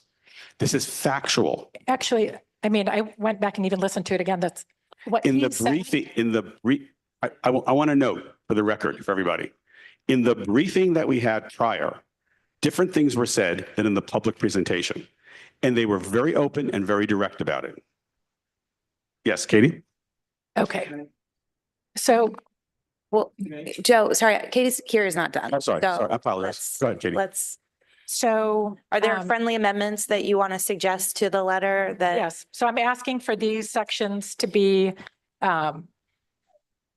deleted. And also, and this maybe goes to Christine's point earlier, we seem frustrated by the fact that the regulatory agreement didn't provide that the landlord had to provide social services or had to have a contract with social services. So we say, back on page 7, we say any location should require social services for those tenants. I think we should ask the question because there are lots of places where tenants are receiving social services that aren't arranged by the landlord. And it's fine to ask the question, are they getting social services? But to say they're not getting any and they've caused all these problems, when at least that's not what was publicly asserted, I think we should remove that language. I do not accept that as a friendly amendment. Katie? Hi, I think this speaks to some of your questions. As someone who lives in Hell's Kitchen and is very familiar with this block and has been contacted by many of the tenants, what the representative said at the meeting does not actually represent reality. There are multiple tenants in those 14 buildings that have caused massive issues. There are actually far more evictions that have happened just this year than what they actually told us about. Other squatters in other buildings, when he represented that there were just 2 problem squatters in 1 building. He didn't mention that in February, a squatter was evicted from 340. So there's a lot of information that unfortunately this owner is not sharing with us. And I think given the scale of these properties, one individual building is 20 units, but the 14 buildings together, 272 units. Buildings of that scale that they're treating as one property should have some sort of social service if they are going to be taking in, you know, a certain number of formerly homeless tenants. We don't have the level of social services in our community to handle all those tenants without having it in-house.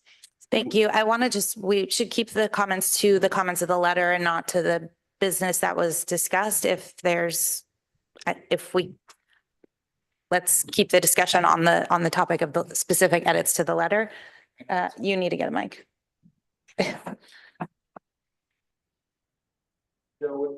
I do understand the difference between what's said in public and what's said in the briefing. So I think maybe if there's a way of clarifying when you're talking about the briefing compared to what was being said publicly, I think that would be helpful. That makes perfect sense. And I didn't want to put the owner on spot to that degree. I think it's time to do it because we got an entirely different picture presented at the briefing. I appreciate that. I just think from the committee's perspective, if they weren't at the briefing, it's hard for them to understand that. So I think Understood. Okay, Raul and Joe, thank you for this letter. It's a long letter. It's a complex letter. In fact, it's an eight-page letter. And I find that if you were to, a friendly amendment, a friendly suggestion, if you were to move your conclusion to the front. Already suggested by Paul on both letters. Okay. Yes, and yes. And Christine, you preempted Christine. To get to the point as to what we're asking for. Oh, good. So somebody else noticed. The other thing is on line 254. Yes. You use the words have conspired together. That just has wrong connotation. No, right. I think what you are trying to say is these are all reflective of poor property management that have created an ongoing public safety I think issue. this is some weird spell check correction. Okay. Yeah, correct. So we always take it out of our letters. Have conspired. Yes. Okay, very good. thank you, Raul. We have Chris LeBron online. Thank you. Thank you for the letter, Joe. Katie, thank you for calling out the 2020 meeting. Look, 15 years ago, these buildings had tenants. And then shortly thereafter, most of the units were turned into illegal hotels. And then when illegal hotels were banned because they were freaking illegal and they were not being used as proper housing dwellings, they kind of fell into the mist and we had COVID and we lost track of this. Joe, I want to thank you for the 8-page letter. Katie, Savage, I want to thank you for your assistance in this. It's incredibly important to note that this is an uninhabitable area right now because of the lack of awareness from HPD, but also could we possibly, and this is my one ask, is to include DOB in this because a lot of what's transpired has been between both of those two agencies, if that's possible at all, Joe. Yeah, I think we should. You can copy them like the illegal duplexes, which are totally out of the box. Absolutely. There have been just many illegal, unlicensed changes and alterations to these buildings. The fact that there's 20 units per building is kind of a consequence of the Airbnb VRBO endemic that Hell's Kitchen experienced. And this is a lay experience as someone who organized tenants against VRBO and Airbnb, but most of these conversions were done, if not all these conversions on this block were done illegally. And they're a fire hazard. Thank you. Thank you. Okay. Oh, Christine, and then. Yes, when I was reading the letter, you have a lot of recommendations, right? And some of them seem to be more urgent than others, like locking the doors and doing those things. I was wondering whether you wanted to take those and make them more, Sort of like as like a first step or something. first step and Sure. say, we want HPD to force them to do at least those 10 things or those 5 things. That are the right? major public or health and Public safety things. safety. Gotcha. Yeah. I'll figure out a reorder. Katie. To Christine's point, so he went at, the representative at length said that they have replaced the locks, they have replaced the voice systems, whatever it's called, and that the squatters are going in and smashing it and breaking it so that they could continue to let their friends in. So I think that if we are going to talk about the broken locks and things, we have to also acknowledge what he has said. I want to say, Katie, he said many things in this meeting. Uh-huh. I accepted very little because he was not that well informed because we had heard entirely different 2 days before. So that's why I chose not to include things that were representation for the public as opposed to the reality that the owners spoke about earlier. That's all. So you think that they haven't tried replacing the locks? I think I would like to qualify it with what Jesse said to note that in the briefing ex-ante was said, because in fact, it's been reported from tenants in the building that they have not constantly repaired or replaced the locks. That was a claim that was not substantiated. Dolores, and then we're done on this. Landlord is not the victim here. Period. We are representing the community. We are representing the residents. This has been a hellhole. This is a problem.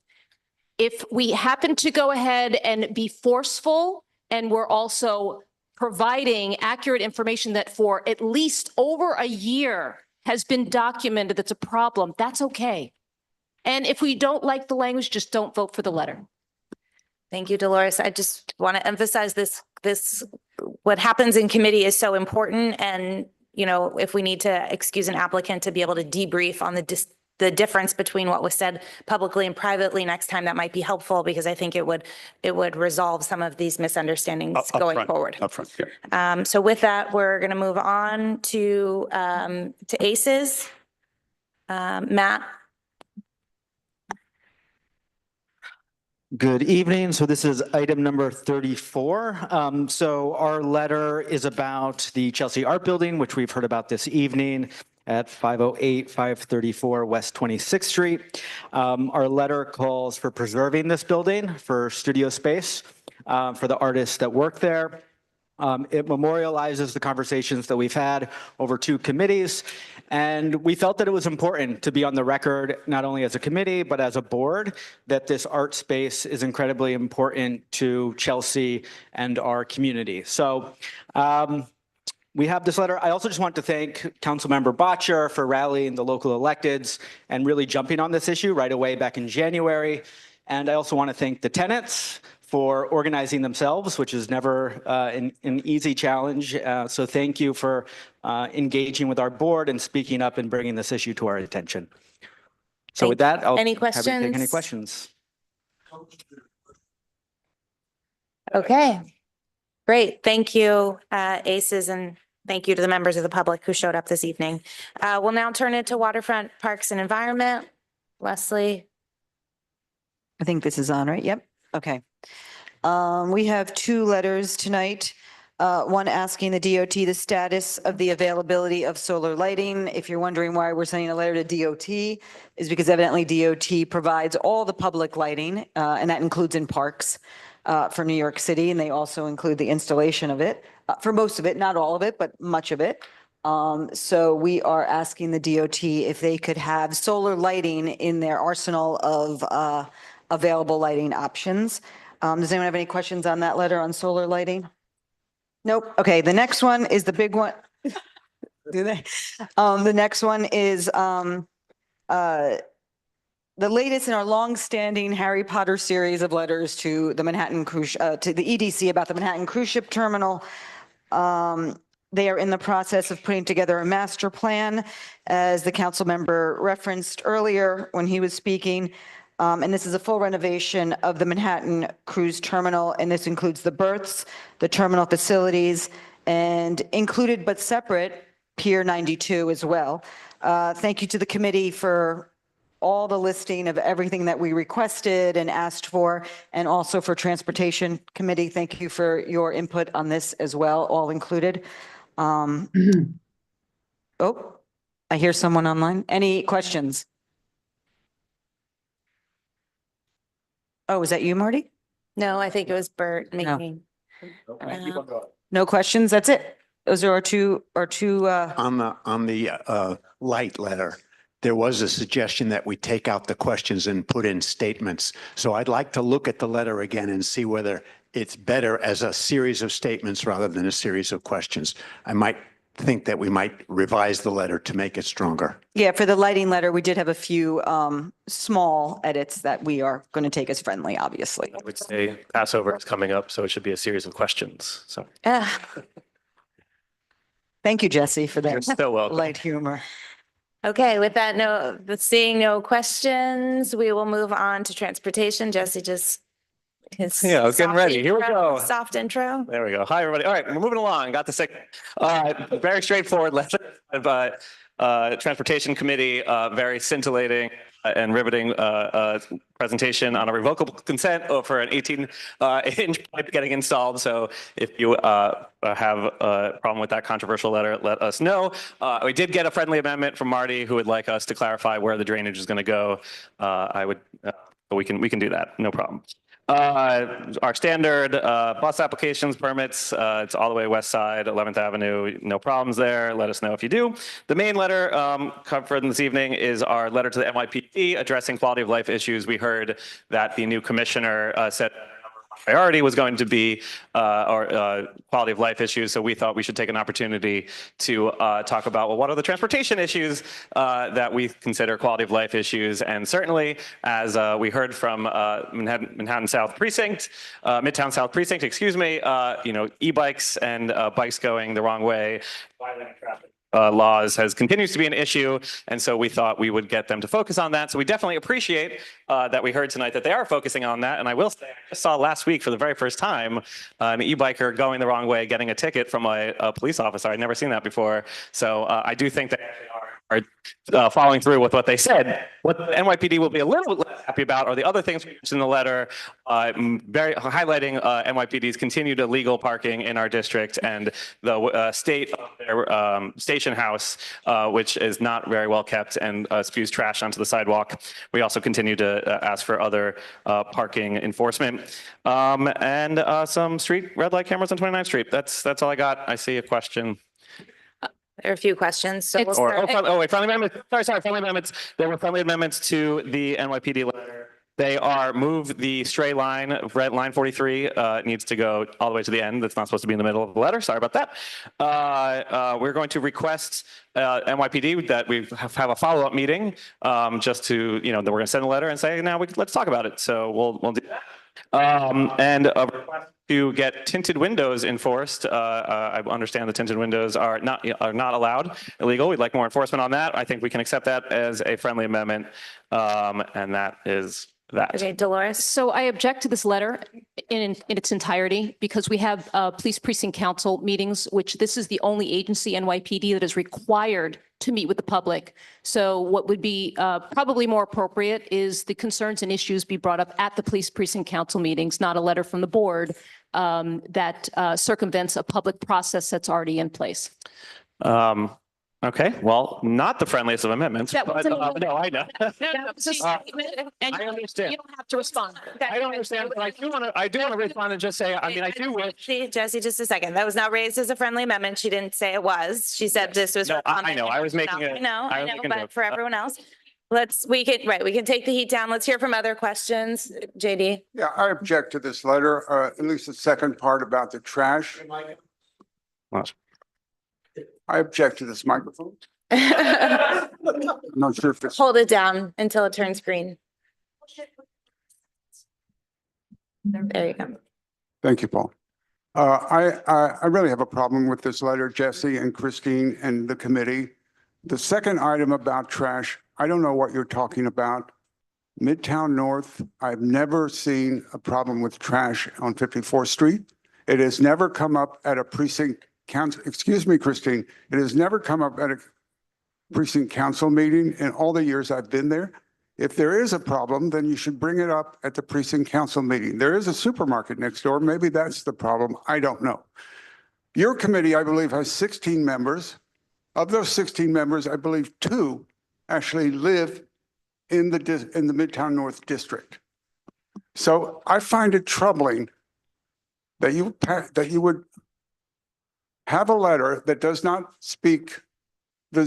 represent the people of the committee, of the community, of the district that actually go to the meetings. So if you have a specific problem about trash in Midtown North, I think you should mention it in the letter, or you should come to the precinct committee meeting and try to resolve it. Instead of just, this is like if you had a PTA meeting and a committee on the board wrote a letter to the Department of Education complaining about the school when they didn't have kids in the school or they didn't attend a PTA meeting. This is the same sort of approach. So I understand the concerns, but I think there needs to be some communication with the people of the district and your committee. So I too object to this letter unless you can make it more specific and tell us exactly the locations that you're talking about. I'll just say to that, I mean, I'm pretty sure we had pictures submitted of the trash problem, and it was something that we definitely did discuss at some length at committee. And I know that there's at least one member of the committee who frequently encountered this and said it was a recurring problem. So I can just speak to that. And just in terms of circumventing a process, I certainly don't think we intended to do that. Obviously, I wish, I had known that these were objections beforehand, but that's okay. I'm glad we can air them like this. But no, I don't think we're trying to start a turf war here. I don't think we're trying to step on any process, but I do think that obviously we talk a lot about sidewalks and how sidewalks are used and parking. And I do think that this is relevant to our jurisdiction. And I also just think that, I think we all live in this community and we can comment on things that are happening in this community. So that's all. Thomas, and then, right. Yeah, so I live on 55th Street, so 1 block north of the precinct. I think the general thrust of the letter was intended to say there is a general problem in terms of like disorder, trash, illegal parking. The station around the station does not look great. And some of that maybe is the fault of the department, some of that may be the grocery store or whatever else, but it was just to highlight those issues in common. And so I can't speak specifically to like how much trash there is or is not, but I can say that on 54th Street, it's not the best experience for people walking by, trying to park their car, drive their car, et cetera, which was really the thrust of the letter and what the committee was trying to get at. And so we're not trying to circumvent a process. It was just trying to say, hey guys, can you try to make a better effort in terms of making this better? Thank you. We're kind of, and I know it's so tempting to have the discussion, but it's really not appropriate for the board meeting. This is really appropriate for a committee. People are free to vote as you've heard this information. And so, okay. So with that, I'm not hearing. I do just want to say though that, to the extent that it affects anything, I'm happy, just to make it more clear, I'm happy to, turn down, if you feel like the temperature is a little hot on the trash issue, we can re-examine that and make sure that we're really just asking for them again to sort of look into that issue, which we've heard has been a problem. Thank you. Viren has his hands up and then, sorry. Just very quickly, just because this trash issue has come up, Police Precinct 10th on 28th Street actually has taken away 2 parking spots, and they actually put the trash outside in the parking lane. It's not in a container. It's actually left on the sort of street bed. That actually is a problem. It was brought up in a council meeting. It was also actually sent to Eric Boscher. Eric Boscher also spoke with Precinct directly. They basically said we need this space and we're going to use it. So that's where the whole question comes up, that how do we actually communicate to them that just because they're a police station on a block, they can take away a couple of parking spots and put trash whichever way they like. I think that's So where the whole thank you, Viren. What I'll suggest is we're hearing an issue that I think should go back on a committee agenda and be duly noticed. And then the right people representing precinct councils, et cetera, can come to that meeting, hash that out at committee and talk about these issues of sidewalk trash in like vicinity of precincts or whatever, however we want to do that, so that the right people can participate in that discussion. But thank you for raising it, Viren. Kevin. Jessica, hey, Jesse, as a friendly amendment, I think the rest of the letter and the addition of the shaded, the windows tints, perhaps I would suggest as a friendly amendment, taking out section 2 and having a meeting with the officers of the district. They just had a meet the block meeting last week, and there's other people that can hook you up with. If it comes to no fruition, then you could always write the letter at a later time. I can't do that with a friendly amendment just because the committee has already voted on this letter as, with this paragraph. So I can't take that. Joe? I know, I heard that too. So I'm just, because we've heard this tension before, it's not a new idea. So I would move that I would move to amend the letter to take out section 2, return that for further discussion at the committee and bring all the parties together, because that will at least get us through with some consensus tonight. And then we bring it back again and hash it out. Everyone knows about it. That is my motion for an amendment. It's an amendment. It's not a friendly amendment. It's a motion. Move to amend. Okay, so we will now take a vote, since now everyone's paying attention again. Joe, if you could just repeat the motion so we can take a vote, if everyone can please listen so that you vote accordingly. I would move that we take out section 2 from the letter tonight. And Can you just clarify even what letter? I'm sorry, item number 40? Item number 40, correct? Oh, I'm sorry, numbers you meant. Yes, lines 24 to 35. And any reference of that in the lines, 47 to 53. And I leave it to you guys to craft it properly. Yeah. And that we ask that matter be returned to committee for full discussion with the precinct council on the precinct. I understand the motion. Yep. From protocol standpoint, can we have a counter motion or not? At this point. I have a motion on the floor and it's been seconded. You can have a counter motion, Christine, apparently. Yes. She can. Okay. Do you have a counter? You have to propose it as an alternative I think you motion. mean a substitute motion. A substitute motion. So the substitute motion would be to table the whole letter. I don't want to send the letter out, which has something about the e-bikes, but not about the other issues that we have. So we should have all the items tabled and then come back next month. Okay, so we have a second on that. And so just to reiterate, the counter motion on the table is, we're really doing some great acrobatics here, is to table the letter, item 40, for a full and robust discussion at committee with all relevant partners for another robust, full discussion. And I believe we had a second. So now all in favor, please raise your hand. Sorry? We only, really affects how you feel about the second. we're only voting on Christine's motion. She made a substitute motion, which takes precedence to my amendment. So we are currently only voting on the motion to table this letter. And it was seconded. So if you are in favor, we ask that you raise your hand and keep it up.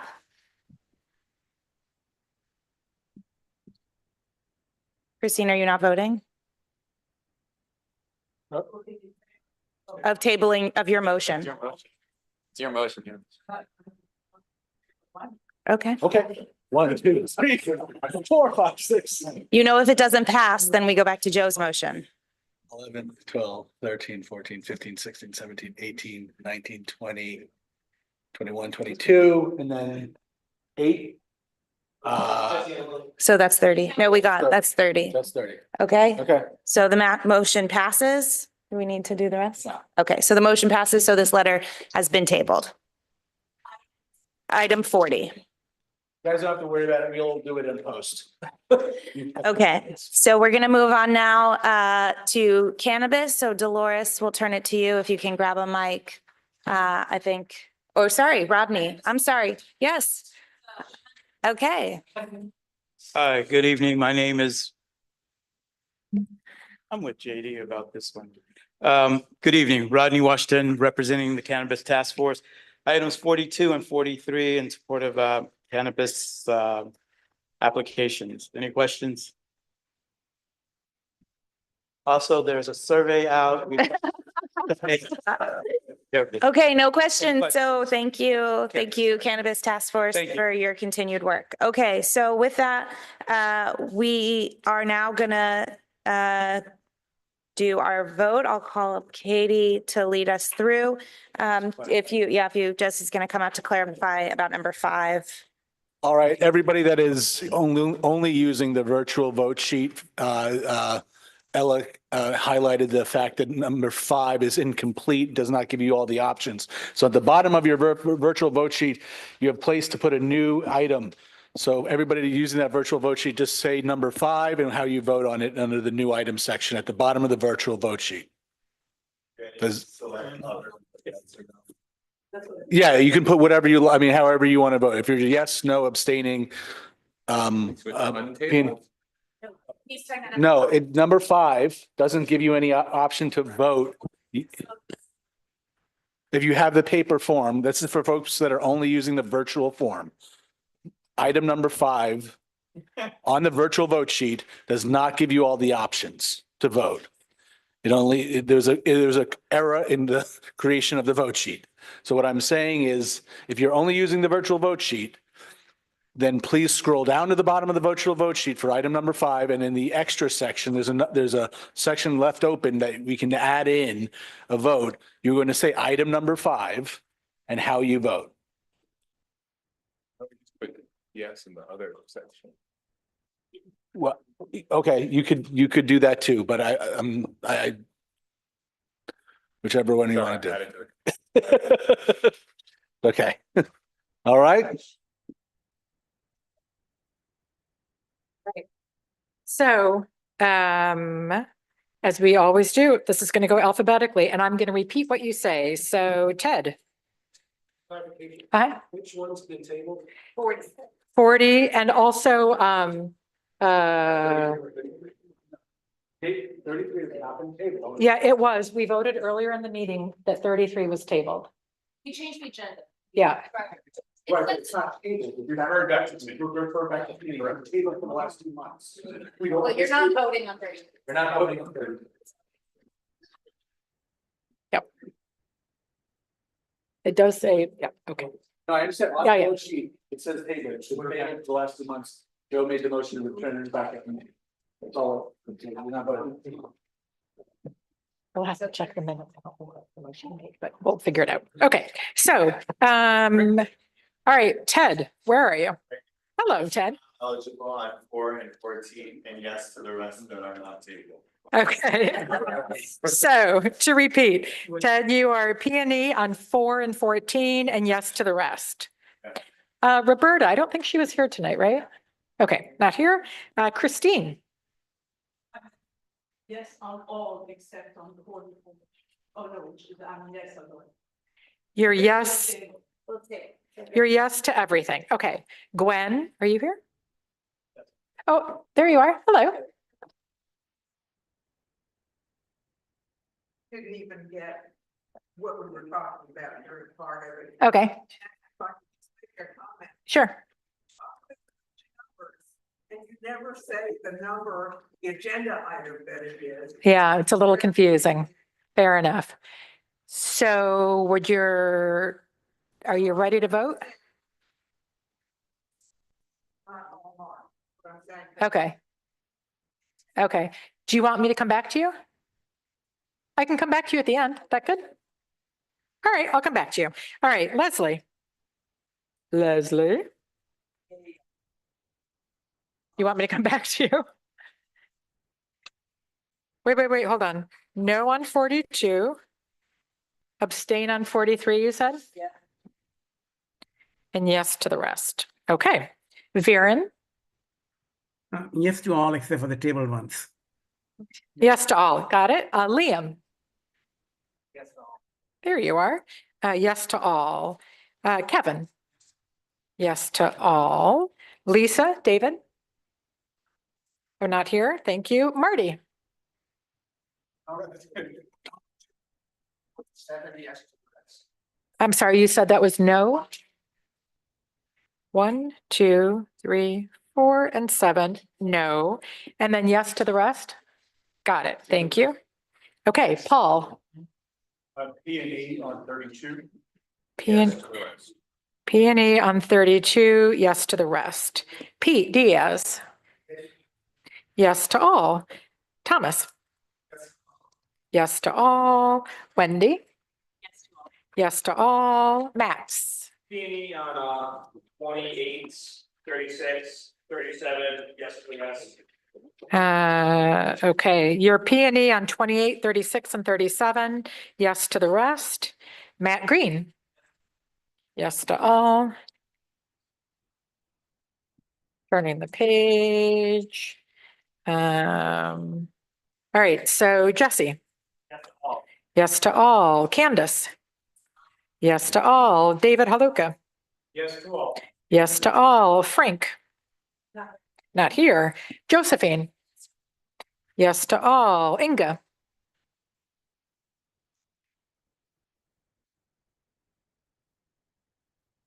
P&E on 46, yes to the rest.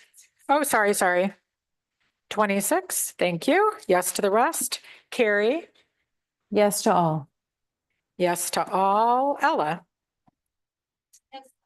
Yes to all. Raul.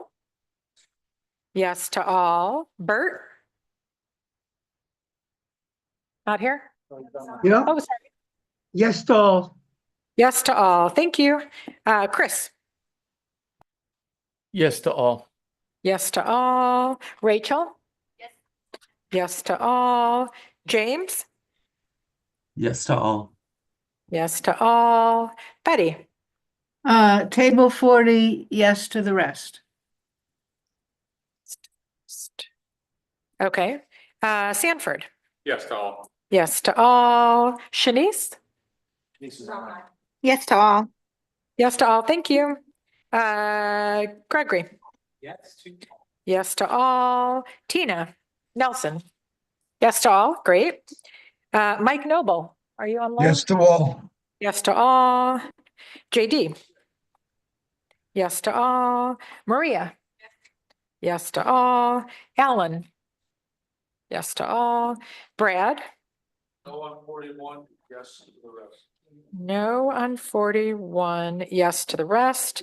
Joe. Yes. Yes to all. Dolores. No on 42. Yes to the rest. Katie Savage.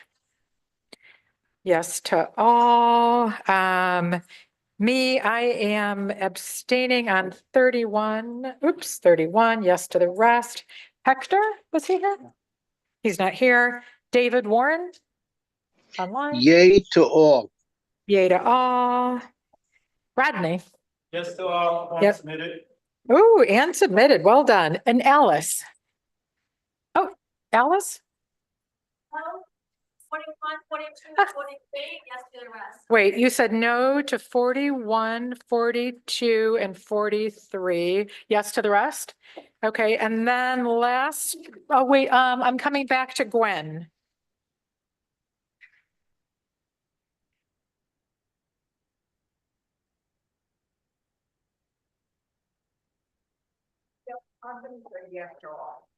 Yes to all? Okay, and then Jessica? Yes to all. Okay, I think that's everything. Thank you. Have a great night, everyone. We'll see you in May.